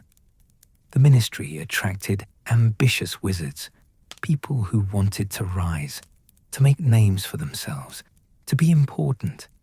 His brothers had been like that, clever, driven, always looking upward, and they'd succeeded too. Good jobs, nice houses, respect from their peers. And here was Arthur, nearly 50 years old, still in the same basement office he'd occupied for 2 decades, still darning his robes because new ones weren't in the budget, still stretching every knut to feed 7 children and keep the burrow standing upright through sheer will and creative repair charms. By the world's measure, by his brother's measures certainly, he hadn't achieved much. The courtyard's peace felt suddenly less peaceful. Arthur set down his sandwich, appetite diminishing as old doubts crept in. The ones he usually kept locked away, the ones that emerged during quiet moments when his defenses were down. Had he made the right choices? Should he have climbed higher, earned more, provided better for his family? Molly never complained, but he saw her mending the children's robes late at night, saw her pride warring with embarrassment when they couldn't afford new school supplies and had to rely on hand-me-downs. Bill and Charlie were independent now, but Percy, Fred, George, Ron, Ginny, they all deserved more than Arthur's salary could provide. "Afternoon, Arthur." The voice startled him from his spiral. Arthur looked up to find Kingsley Shacklebolt standing at the courtyard entrance, tall and imposing, even in casual posture. His deep voice warm with the particular friendliness of colleagues who respected each other across departmental divides. "Kingsley," Arthur said, surprised. "I didn't expect to see anyone here. This is usually deserted," Kingsley finished, smiling. "I know. That's why I come here sometimes. May I?" He gestured to the bench, and Arthur nodded. Kingsley settled beside him, producing his own lunch, something that looked considerably more exotic than Arthur's sandwiches, wrapped in what appeared to be banana leaves. "Caribbean takeaway," Kingsley explained, noticing Arthur's curious glance. "There's a place in Diagon Alley run by a witch from Jamaica. Best jerk chicken in London, magical or otherwise." They ate in comfortable silence for a moment. Arthur had always liked Kingsley, one of the more principled auras, someone who treated everyone with equal respect regardless of department or rank. They'd worked together occasionally when cases overlapped, and Arthur had always been impressed by the man's integrity. "Heard you had an interesting morning," Kingsley said eventually, flying a lawnmower in Surrey. "News travels fast," Arthur said, though he shouldn't have been surprised.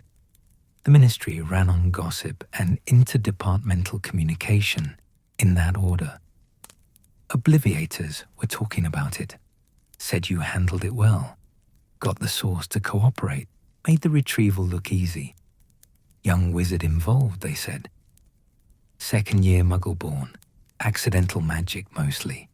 Good kid, just lonely and struggling to balance both worlds. Arthur paused. "You know how that goes, I expect." Kingsley nodded thoughtfully. He was Muggle-born himself, though so accomplished and respected now that people often forgot. It's not easy being between worlds. You feel like you're lying to everyone, lying to Muggles about where you really go to school, lying to wizards about understanding Muggle culture well enough that you're not just a curiosity. Takes years to feel comfortable in your own skin. "Did you ever regret it?" Arthur asked. "Choosing the magical world, I mean, pursuing a career here instead of, I don't know, whatever you might have done in the Muggle world." "Occasionally," Kingsley admitted. "Usually, when I'm dealing with ministry politics or pure blood prejudice. But regret's a tricky thing, isn't it? We can't know what the other paths would have held. We only know the path we chose, and whether we walked it with integrity."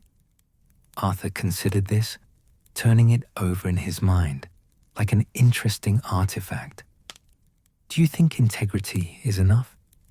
When you're trying to provide for a family, when your children are wearing hand-me-down robes and your wife is making do with second-hand everything, is integrity enough then?" Kingsley set down his lunch, giving Arthur his full attention. "This isn't really about the lawnmower, is it?" "No," Arthur admitted quietly.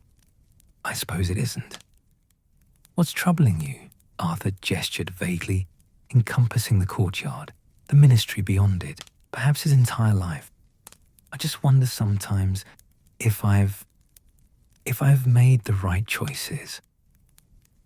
My brothers all did well for themselves, important jobs, comfortable lives, and here I am, in a basement office that most people don't even know exists, earning a salary that would embarrass a junior assistant, investigating cursed tea kettles while they're advising the minister and attending important meetings. And yet, Kingsley said thoughtfully, when someone needs help with an enchanted household object, when a lonely elderly witch needs kindness, when a young wizard needs guidance instead of punishment, you're the one they call. You're the one who shows up and sees people instead of just problems. That doesn't pay for Hogwarts robes, Arthur said, more bitterly than he intended. No, Kingsley agreed. It doesn't. But it does something else, Arthur. It reminds the rest of us why we're here. Arthur looked at him, puzzled. Kingsley leaned back against the bench, his expression distant. I became an aura because I wanted to fight dark wizards, protect people, make a difference. Noble goals. And I do make a difference. I know that. But somewhere along the way, the work becomes about statistics, about successful captures and closed cases. You start seeing people as categories, victims, witnesses, perpetrators. You forget that every case is really about individual human beings with complicated lives and valid fears and reasons for the choices they make. He turned to Arthur. And then I hear stories about you, about the wizard in the basement who spent an hour having tea with an elderly witch because she was lonely, about the one who taught a scared kid about magical responsibility instead of just filing charges, about someone who treats a cursed tea kettle with the same seriousness as a dark artifact because it matters to the person affected. And I remember why any of us do this work in the first place. Arthur felt something tight in his chest begin to loosen. I never thought about it that way. Most people don't think about their own value, Kingsley said. We're too busy comparing ourselves to others, measuring our worth by their standards. But worth isn't about salary or status, Arthur. It's about whether the world is slightly better because you're in it. And from where I'm sitting, the world is considerably better for having Arthur Weasley in it. The fountain trickled on, filling the silence that followed. Arthur felt the sting of tears behind his eyes and blinked them away, uncomfortable with the depth of emotion Kingsley's words had stirred. Thank you, he said finally, his voice rough. I needed to hear that. We all need to hear it sometimes, Kingsley replied. He returned to his lunch, giving Arthur space to process. After a moment, he added casually, Your family is doing well, I hope. I saw Bill the other day. He's making quite a name for himself in Egypt. They're all doing wonderfully, Arthur said, and felt the truth of it settle over him like a warm cloak. Bill and Charlie are independent and happy. Percy's determined to be minister someday, I think. The twins are creatively chaotic. Ron's discovering Quidditch. And Ginny's going to be extraordinary at whatever she chooses. You and Molly have raised good children, Kingsley observed. That takes more than money, Arthur. That takes presence, attention, love. That takes showing up every day and demonstrating through your actions what it means to be a good person. Your children are watching how you treat people. Mrs. Catchpole, Marcus Thornton, everyone who crosses your path. They're learning that kindness matters more than status, that doing right matters more than doing well. Arthur thought about Percy's earnestness, Fred and George's mischievous joy, Ron's loyalty, Ginny's fierce spirit, thought about how none of them would trade their chaotic, crowded, loving home for all the gold in Gringotts. How they complained about hand-me-downs, but never about being unloved. How they knew, without question, that their father would always choose them over advancement, family over ambition, love over gold. "You're right," Arthur said softly. "I lose sight of that sometimes, in the day-to-day struggle. But you're right." A memo fluttered into the courtyard, wings beating urgently. It circled once, then dive-bombed toward Kingsley, who caught it smoothly. "Duty calls," he said, reading quickly. "Dark artifact seizure in Nocturne Alley. They need senior aurors present." He stood, tucking away his lunch remains. "Arthur, I meant what I said. Don't measure your worth by other people's rulers. You're doing important work, and you're doing it with a kind heart and a clear conscience. That's rarer than you think." "Be safe out there," Arthur said. "Always am." "And Arthur?" Kingsley paused at the courtyard entrance. "Next time doubt creeps in, remember, there are dozens of witches and wizards in this building who could investigate enchanted objects. But there's only one who would spend his lunch break wondering if he's doing enough for people. That's not a weakness, that's your strength." Then he was gone, his scarlet aura robes swirling as he strode away to confront whatever darkness waited in Nocturne Alley. Arthur sat alone again, but the solitude felt different now, less isolating, more peaceful. He finished his sandwich, then unwrapped the apple cake, savoring each bite. Molly had added extra cinnamon, his favorite. Such a small thing, remembering how he liked his cake. But wasn't that what love was? An accumulation of small things, small attentions, small choices to care. He watched a pigeon land on the fountain's edge, dip its beak to drink, watched ministry workers hurry past the courtyard opening, caught up in their important business, watched the afternoon light shift across the stone walls, painting shadows that would move and change and disappear as the day progressed. His life might not look impressive from the outside. His office might be in the basement. His salary might be modest. His work might involve tea kettles and lawnmowers instead of dark wizards and international intrigue. But his wife loved him. His children respected him. Mrs. Catchpole would sleep better tonight, knowing someone cared. Marcus Thornton would grow up understanding that magic came with responsibility, and that the magical world held kindness as well as rules. And somewhere, in the vast machinery of the Ministry of Magic, Arthur Weasley's steady, humble, faithful work kept the wheels turning, kept Muggles safe, kept the statute of secrecy intact, kept the small problems from becoming large ones. Was that enough? Arthur thought about Kingsley's words, about measuring worth by different standards. Thought about the life he'd chosen, the family he'd built, the values he'd upheld even when they cost him advancement. Yes, he decided, it was enough, more than enough. It was exactly what he'd been called to do. He wrapped up the remainder of his lunch. He'd saved the last piece of cake for the afternoon, something to look forward to, and stood, brushing crumbs from his robes. The fountain burbled its approval.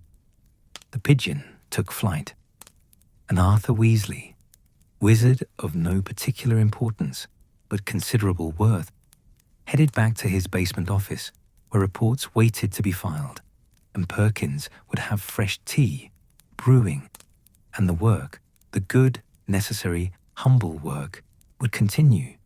He felt lighter than he had all day. The doubts hadn't disappeared entirely. They never did. but they'd receded into proper perspective, overwhelmed by the certain knowledge that he was exactly where he needed to be, doing exactly what he was meant to do. And really, what more could anyone ask from a life? The afternoon had settled into its familiar rhythm.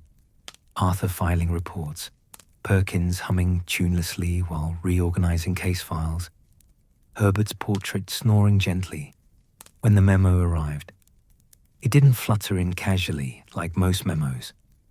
It swooped through the door with the aggressive confidence of a hunting owl, folded itself into a sharp point, and dive-bombed directly at Arthur's desk.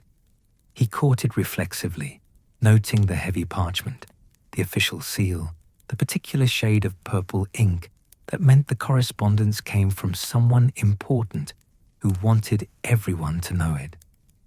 Arthur's stomach sank even before he unfolded it.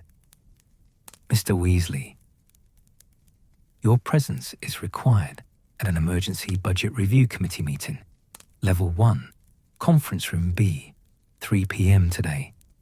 The committee will be reviewing departmental expenditures and resource allocation, with particular attention to departments of questionable necessity. Your attendance is mandatory. Adolphus Crimp, Assistant to the Minister for Budgetary Affairs. Trouble? Perkins asked, looking up from his files. Arthur passed him the memo.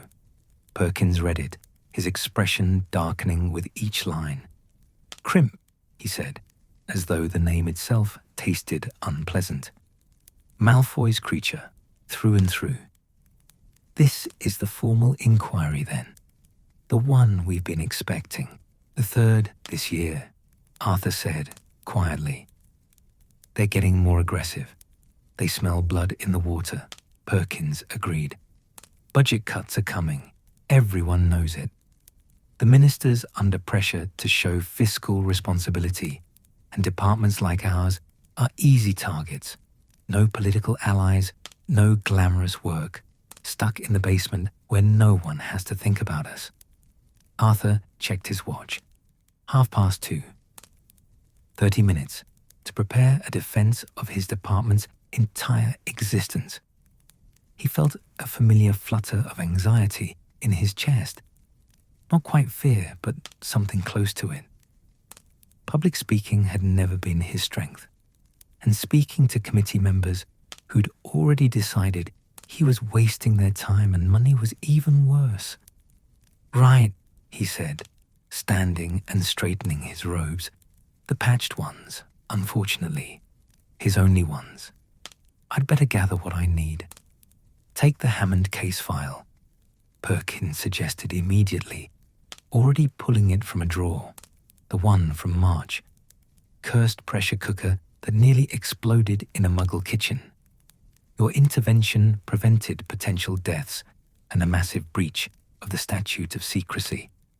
Good, yes. Arthur's mind was racing now, cataloguing cases, searching for the ones that would best demonstrate their value. And the Pemberton incident, the enchanted car battery that was draining magic from nearby wizards. The Bristol television case, Perkins added, pulling more files. 17 Muggle families affected, all reporting strange images on their screens. Dead relatives, future events, personal secrets. You traced it to an experimental scrying charm gone wrong and neutralized it before the Muggle news media got involved. They worked quickly, assembling a stack of case files that represented months of work, dozens of crises averted, countless disasters prevented. Arthur tucked them under his arm, feeling their weight, literal and metaphorical. Arthur, Perkins said as he reached the door. The old wizard's expression was serious, almost fierce. Don't let them make you feel small. What we do matters. You know it matters. Make them see it too. Arthur nodded, not trusting his voice, and stepped into the corridor. The journey from level 10 to level 1 felt like ascending from one world into another. The stone walls grew cleaner, the lighting brighter, the air itself seeming to thin and sharpen with self-importance. By the time Arthur reached the first level, he'd left behind the honest grime of the basement offices and entered the realm of polished marble and political maneuvering. Conference Room B was exactly what he'd expected. Large, imposing, designed to make anyone entering it feel appropriately insignificant. A long table dominated the center, surrounded by high-backed chairs occupied by wizards and witches whose robes spoke of money and influence. At the head of the table sat Adolphus Crimp, a thin man with a thinner smile, his fingers steepled in front of him like a spider contemplating its web, and beside Crimp, looking perfectly at ease, perfectly groomed, perfectly contemptuous, Lucius Malfoy. Arthur's heart sank further. Malfoy wasn't officially on the committee. His position on the Hogwarts Board of Governors didn't grant him formal ministry authority, but money and influence had their own authority, and Malfoy wielded both with the ease of someone who'd never been told no in his life. "Mr. Weasley," Crimp said, his voice high and nasal. "How good of you to join us. Please sit." He gestured to a single chair facing the committee, isolated, positioned to feel like an interrogation. Arthur sat, setting his case files on his lap, acutely aware of every patch on his robes, every worn thread, every sign of his modest means. "Let's begin, shall we?" Crimp consulted a parchment in front of him. "The misuse of Muggle artifacts office. Budget allocation for the current fiscal year. 470 galleons. Staff. 2 full-time employees. Cases handled." He paused, as though the number itself was suspicious. 163. 168, Arthur corrected quietly. 5 more were filed this week. Indeed. And of these cases, how many resulted in actual prosecutions? Arthur felt the trap closing. 17. But prosecution isn't the primary goal of our department. 17. Crimp repeated the number as though it proved his point. Less than 10%. Which raises the question, Mr. Weasley. What exactly are you doing with the other 90%? What justifies the expense of maintaining an entire department for so few actual results? If I may, Arthur began, but Malfoy's drawl cut through his words like a knife through parchment. The question isn't meant to be challenging, Weasley. We're simply trying to understand the value proposition. In times of fiscal constraint, every galleon must be justified. Surely you understand that. The false reasonableness in Malfoy's tone was more insulting than open hostility would have been. Arthur met his grey eyes steadily. I understand perfectly, Mr. Malfoy. Perhaps you'd allow me to explain what those 168 cases actually entailed. He reached for his files, but Crimp held up a hand. We've reviewed the case summaries, Mr. Weasley. Enchanted toasters, flying garden equipment, whistling kettles, hardly the stuff of serious magical law enforcement. With respect, Arthur said, feeling his patience begin to fray. Those case summaries don't tell the complete story. May I provide some context? Crimp waved a hand in grudging permission. Arthur opened the first file, the Hammond case. Mrs. Patricia Hammond, Muggle, age 46, mother of 3. Last March, she purchased a second-hand pressure cooker at a charity shop.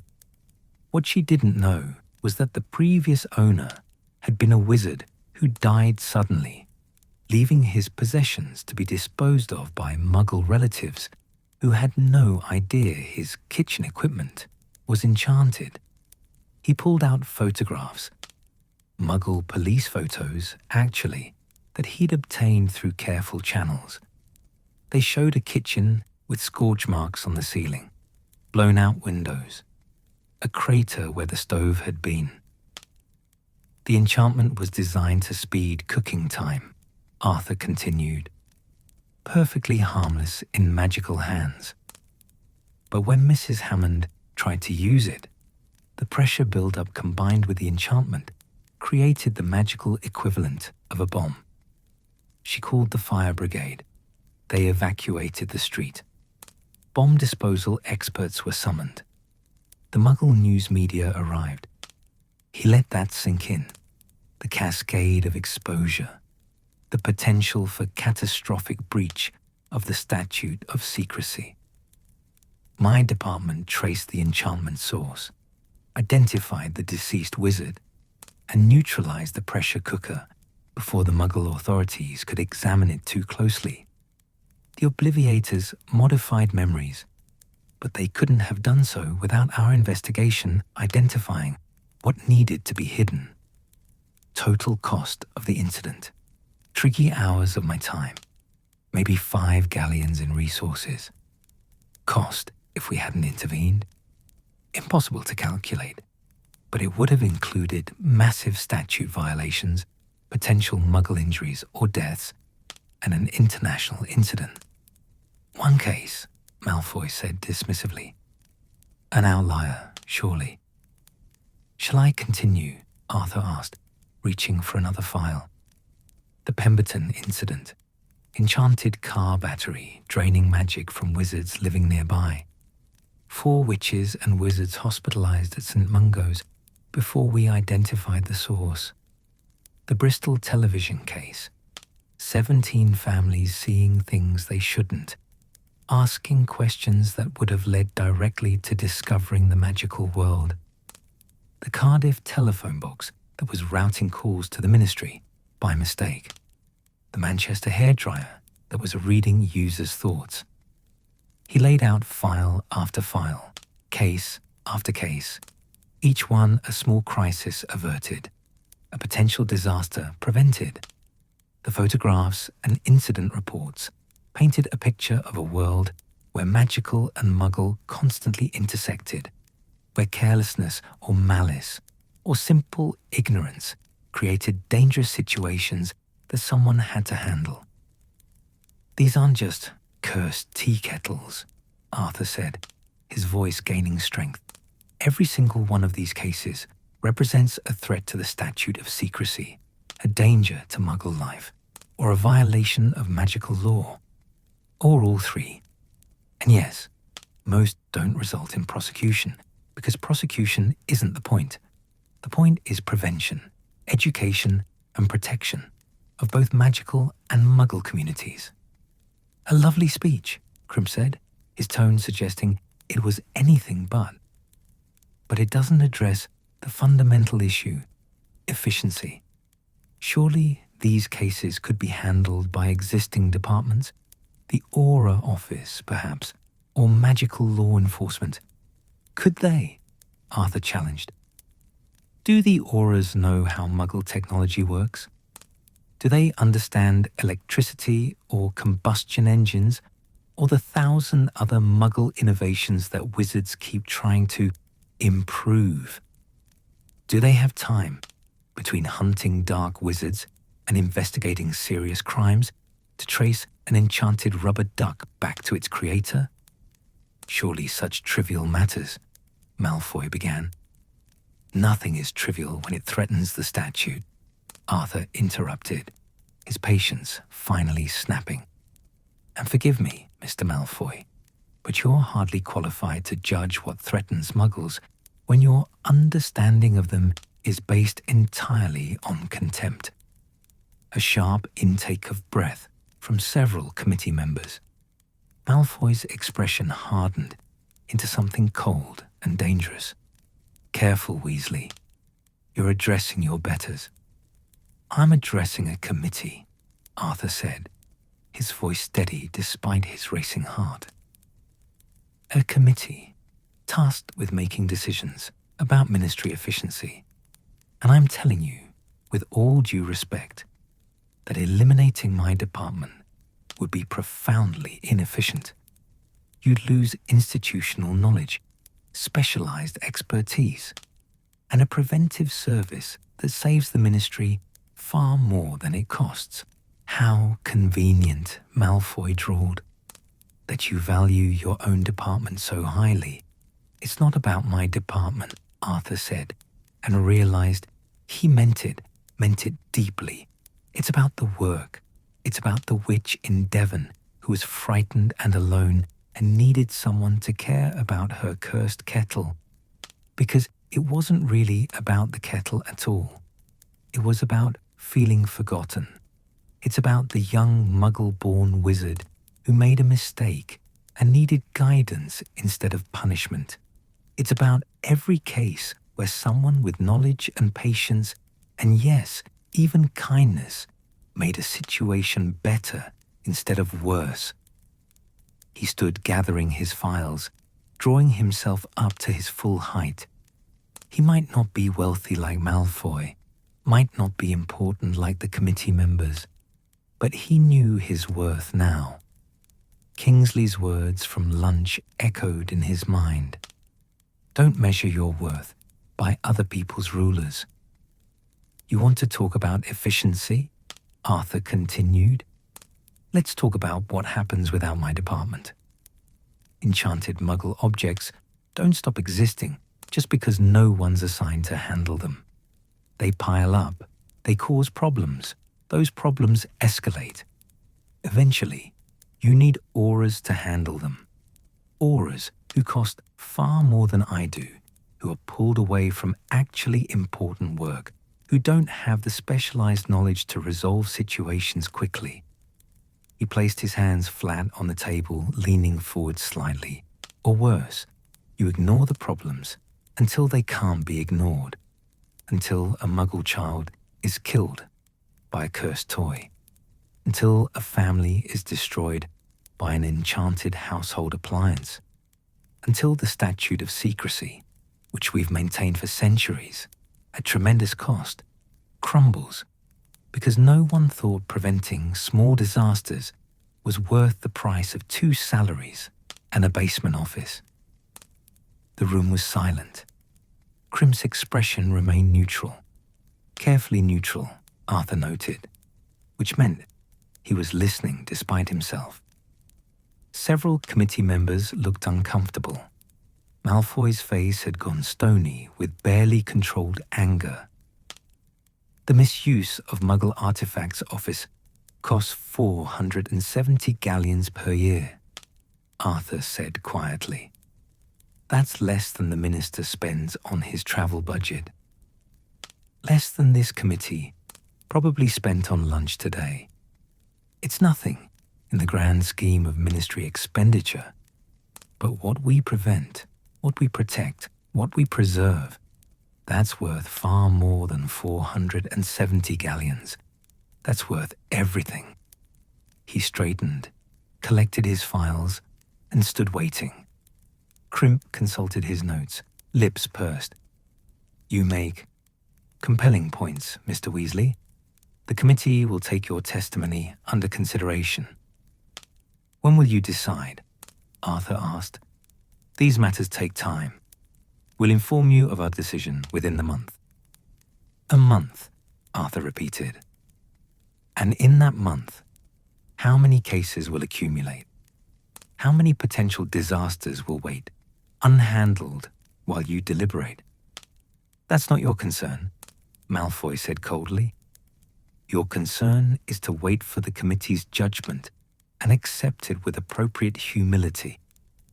Arthur looked at him, really looked at him, saw a man who measured worth in galleons and bloodlines, who dismissed Muggles as beneath notice, who would never understand that the smallest person deserved the same care as the most important. And Arthur felt, surprisingly, not anger, but pity. I'll wait for your decision, Arthur said, but I won't wait with humility. I'll wait knowing that what we do matters, that the people we help matter, and that no amount of budget cuts or bureaucratic disdain will change that truth. He turned toward the door. "Mr. Weasley," Crimp called after him. Arthur paused. "For what it's worth, your passion for your work is noted." It wasn't approval, but it wasn't dismissal either. Arthur nodded once and left the conference room, his heart pounding, his hands trembling slightly with the aftermath of confrontation. The corridor outside was blessedly empty. Arthur leaned against the wall, letting out a long breath. He'd done it. Had stood before power and wealth and bureaucratic indifference, and defended not just his department, but the principles that made the work meaningful. Whether it would be enough, he didn't know. Committee politics were murky waters, and Malfoy's influence was considerable. But Arthur had spoken truth, had refused to minimize or apologize for work that deserved neither.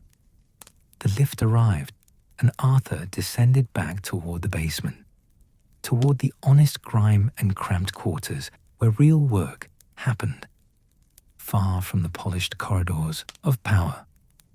With each level, he felt himself settling back into his skin, the tension of the confrontation easing into something like pride. He'd fought for his department, for Perkins, for Mrs. Catchpole and Marcus Thornton, and all the other witches and wizards and muggles who would need help navigating the space where magic and the mundane collided. He'd fought, and whether he'd won or lost, he'd done so with integrity intact. And really, what more could anyone ask? Perkins looked up anxiously as Arthur entered the office. "Well," Arthur settled into his chair with a sigh, "I honestly don't know, but I said what needed saying. The rest," he shrugged, "is out of our hands." "What did Malfoy do?" Perkins asked shrewdly. "Sneered, mostly. Drew himself up like an affronted peacock when I suggested his understanding of Muggles was limited." Perkins barked a laugh. "Oh, I'd have paid good money to see his face." "It was extremely gratifying," Arthur admitted, allowing himself a small smile.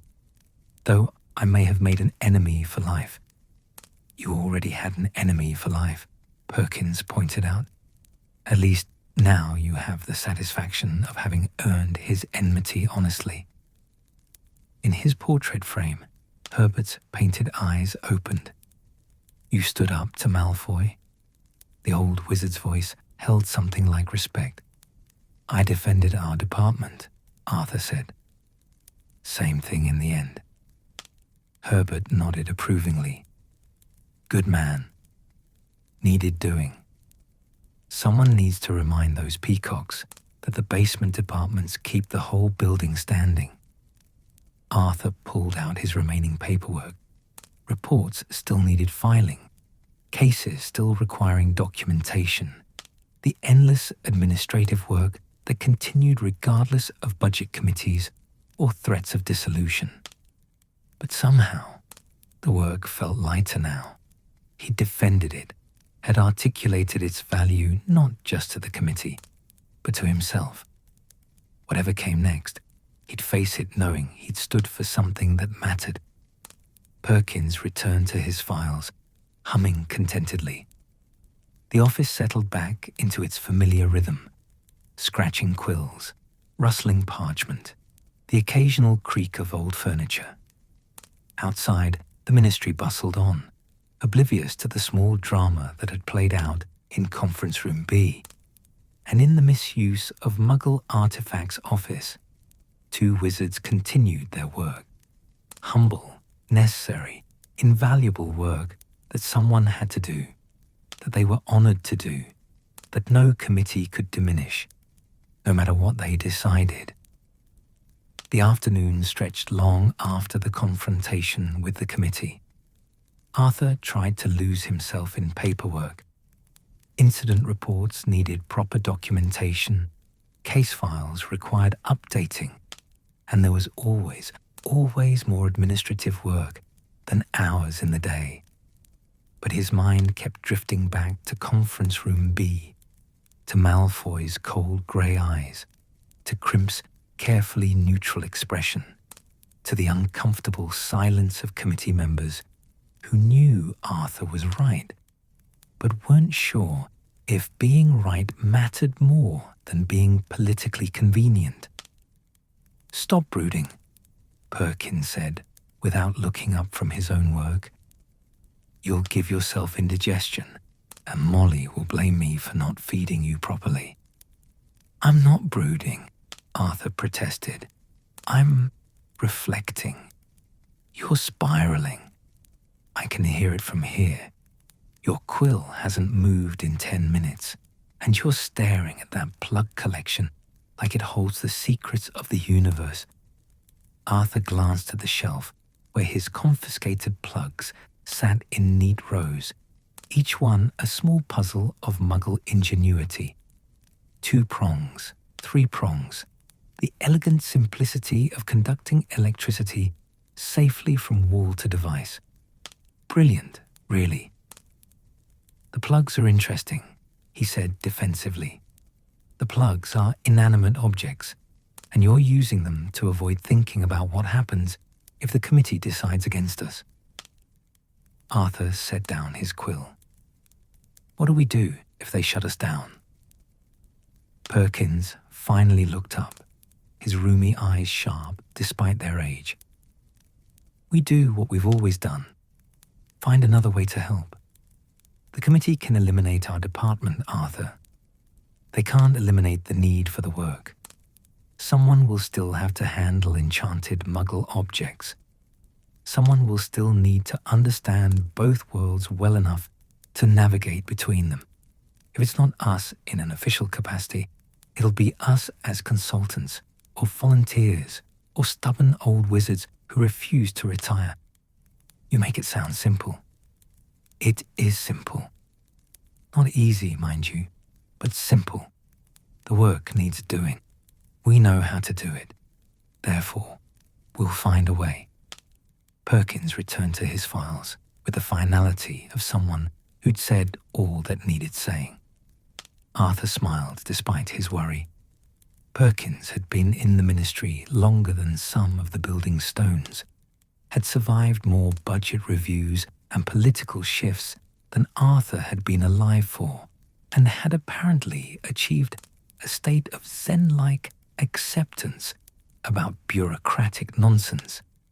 The clock on the wall, a confiscated item that told time in 3 different time zones, none of them correct, suggested it was nearly 5 o'clock, close enough to leaving time, especially after the day he'd had. "I'm heading out," Arthur announced, standing and stretching. His back protested. The chairs in Conference Room B had not been designed for comfort, and tension had left his shoulders knotted. "Give my regards to Molly," Perkins said, "and try not to bring home any more Muggle artifacts.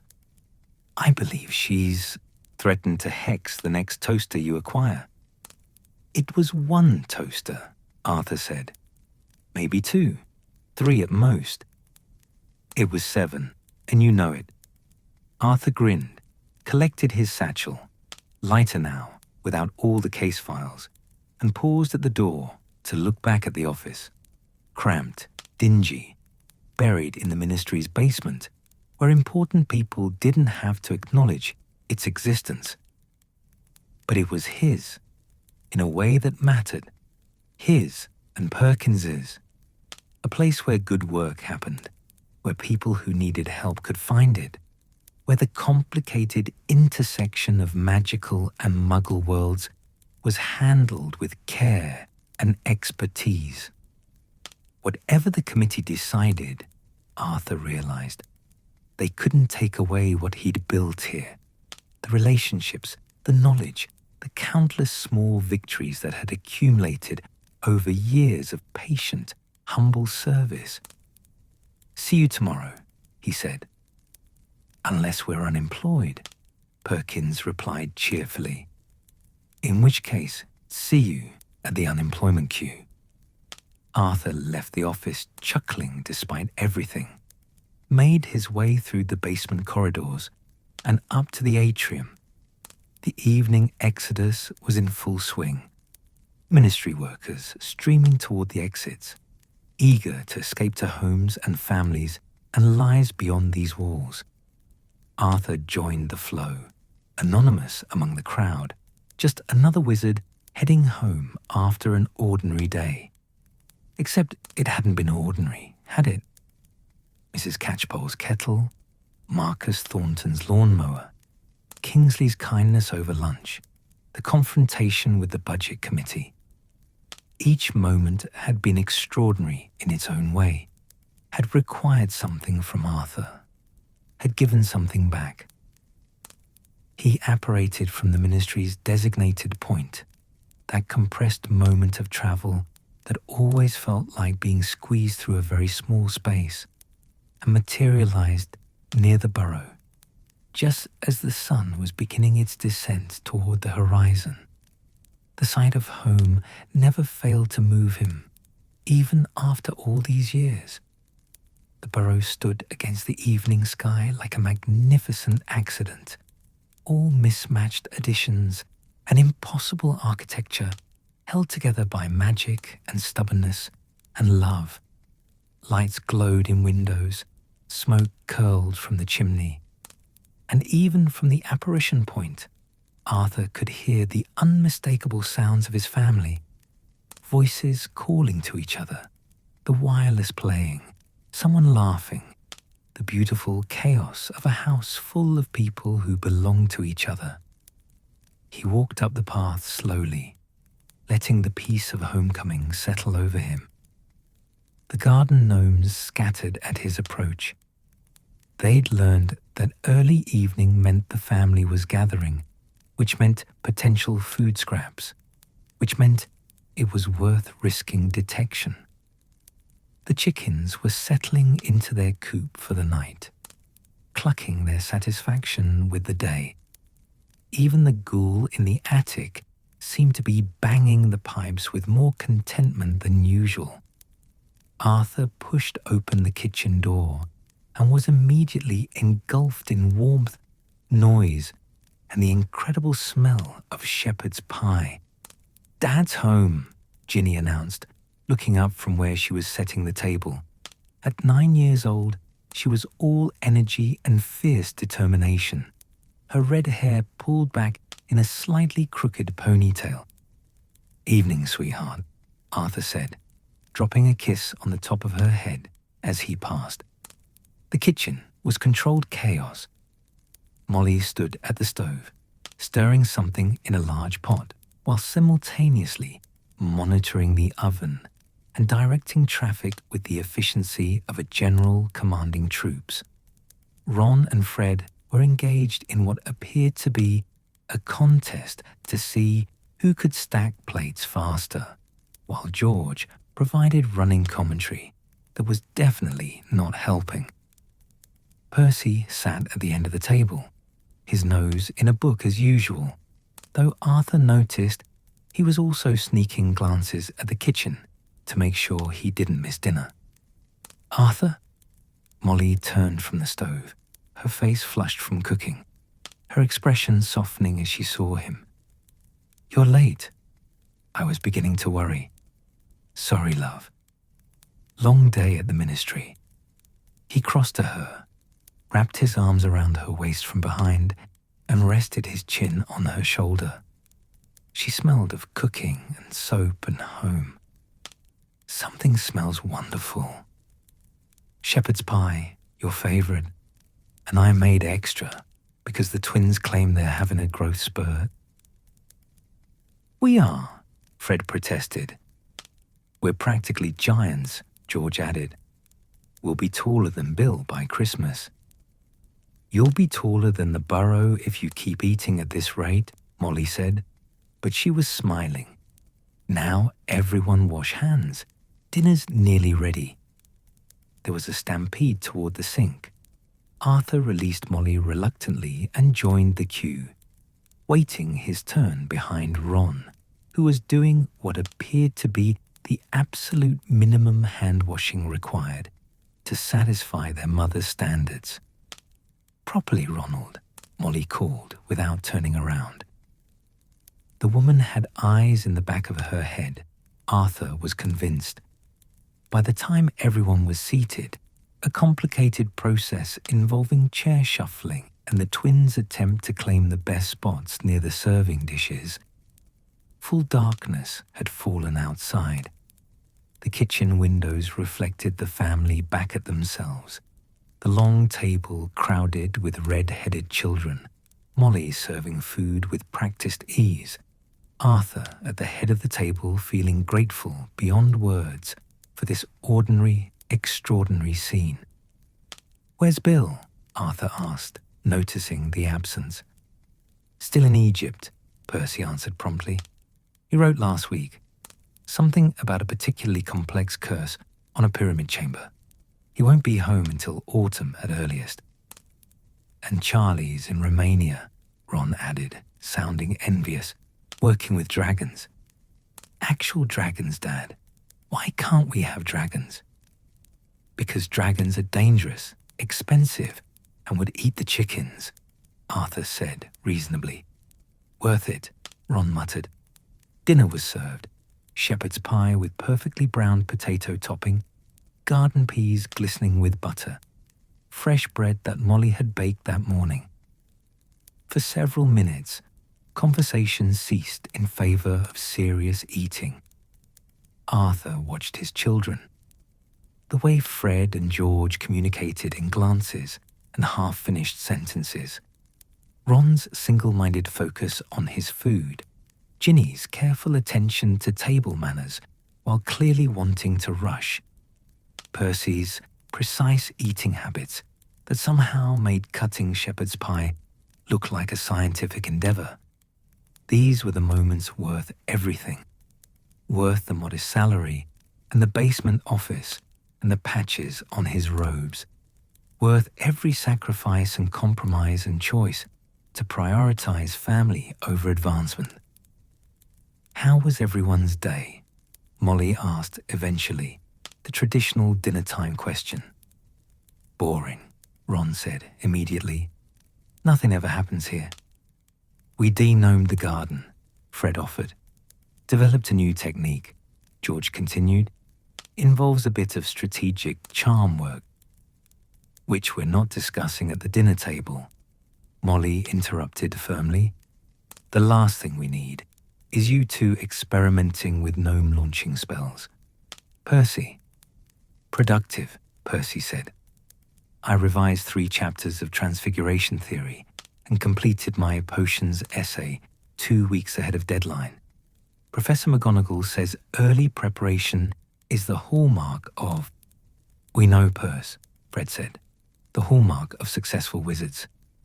You've mentioned it several times, daily." "There's nothing wrong with academic dedication," Percy said stiffly. "There's also nothing wrong with having fun occasionally," George suggested. "You remember fun, don't you?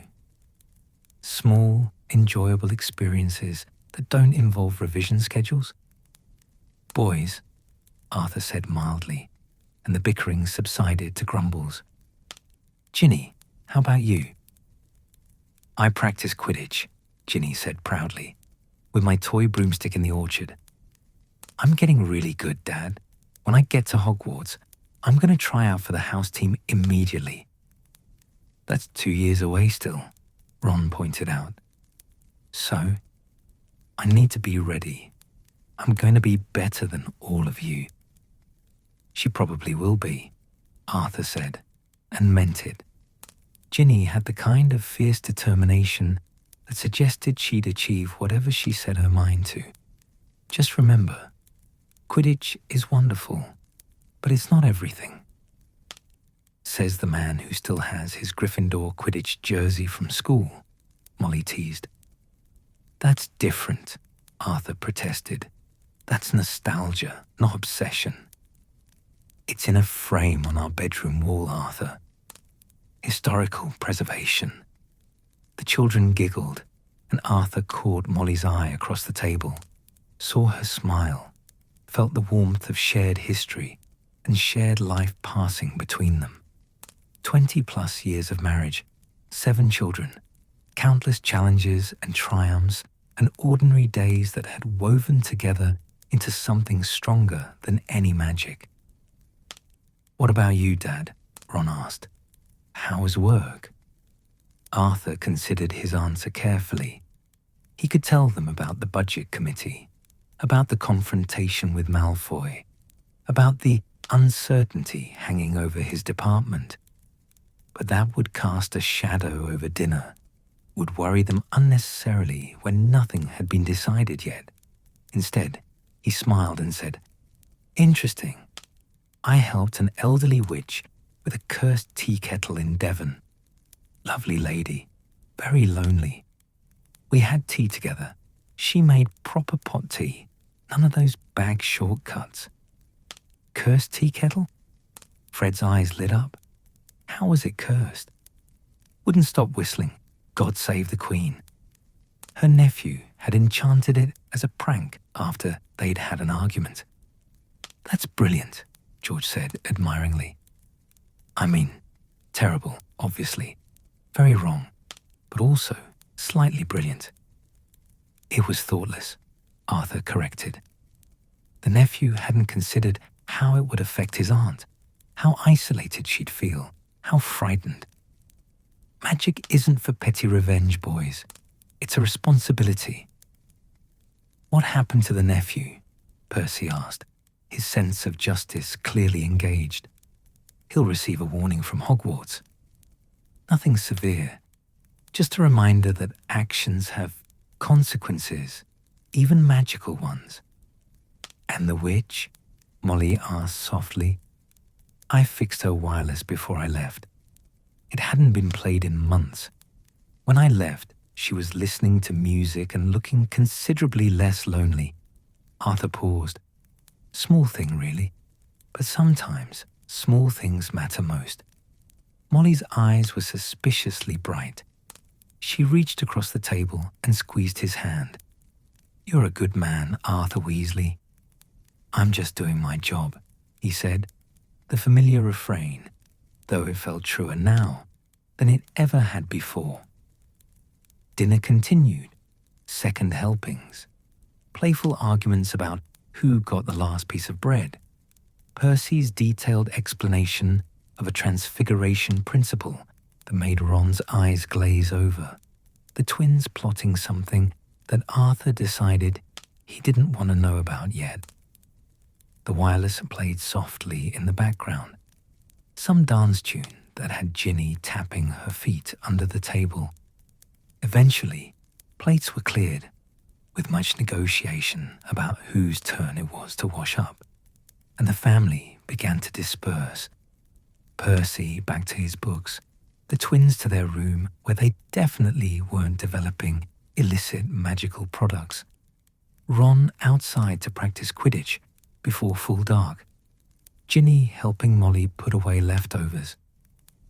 Arthur found himself in the sitting room, sinking into his favorite armchair, the one with the broken spring that he kept meaning to fix but had grown comfortable with. The room was quiet, lit by a single lamp and the glow from the kitchen. Through the window, he could see Ron flying on his broom, swooping and diving in the twilight. Molly joined him a few minutes later, settling into the chair beside his with a sigh of relief. "What a day," she said. "What a day," Arthur agreed. They sat in comfortable silence, the kind that came from years of partnership, from knowing each other so thoroughly that words weren't always necessary.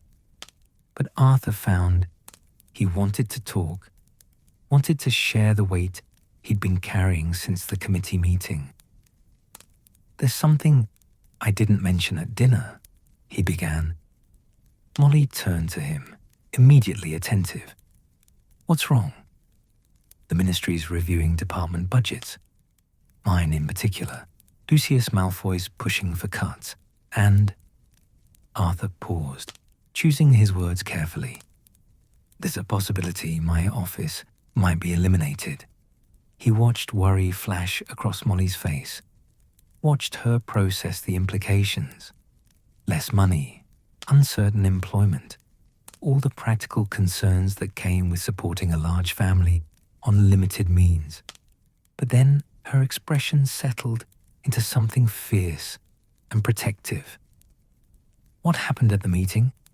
Arthur told her everything. Crimp's questions, Malfoy's contempt, his own defense of the department, the uncertain outcome. As he spoke, Molly's hand found his, gripping tightly. "I'm proud of you," she said when he finished, "even though I might have talked myself out of a job. Especially because of that. You stood up for what matters, Arthur. For the work, for the people you help, for the principles we've raised our children to believe in. What kind of example would you set if you'd stayed silent?" "A practical one," Arthur suggested weakly. "A dishonest one," Molly corrected. "We've never been wealthy, Arthur. We've never had the easy path. But we've always had integrity, always done what we believed was right even when it cost us. That's worth more than all the galleons in Gringotts. The children might disagree when they're wearing patched robes. The children are learning that character matters more than appearance, that kindness matters more than status, that doing good work is more important than doing impressive work." Molly shifted her chair closer so their knees were touching. "Do you know what Ron said to me yesterday? He said that when he grows up, he wants to help people like his dad does. Not curse breaking or dragon training or any of the glamorous careers, just helping people, because that's what heroes do." Arthur felt his throat tighten. "He said that." "He did. Because he sees you, Arthur. They all see you. They see a man who comes home tired, but never too tired to listen, who works hard at a job that doesn't pay well, but does tremendous good, who treats everyone, from ministry officials to lonely widows, with the same respect and kindness. That's what we're teaching them. That's what matters." "I love you," Arthur said simply. "I know. I love you too. And whatever the committee decides, we'll manage. We always do." They sat together as darkness completed its claim on the evening, as stars began appearing through the window, as the burrow settled into its nighttime rhythms. Ron came inside, breathless and happy from flying. The twins could be heard arguing about something upstairs, probably their latest invention. Percy's light remained on, visible from the sitting room, his silhouette bent over his desk in dedicated study. Eventually, Molly stood with a small groan. "I should check on Ginny. She's been very quiet, which means she's either reading or plotting something. With our children, it's impossible to tell which is more dangerous." Arthur chuckled and stood as well, following her toward the stairs. They made their rounds, checking on each child, saying goodnight, extinguishing lights, performing the small rituals of parenting that never really ended, no matter how old the children grew. In their own bedroom, small, comfortable, filled with years of accumulated life. Arthur changed into his nightclothes while Molly brushed out her hair. The window was open, letting in cool night air and the sound of the garden settling. "Whatever happens tomorrow," Molly said quietly, "whatever the committee decides, we have this home, these children, this life we've built together. That's not nothing, Arthur. It's everything," Arthur agreed, climbing into bed beside her.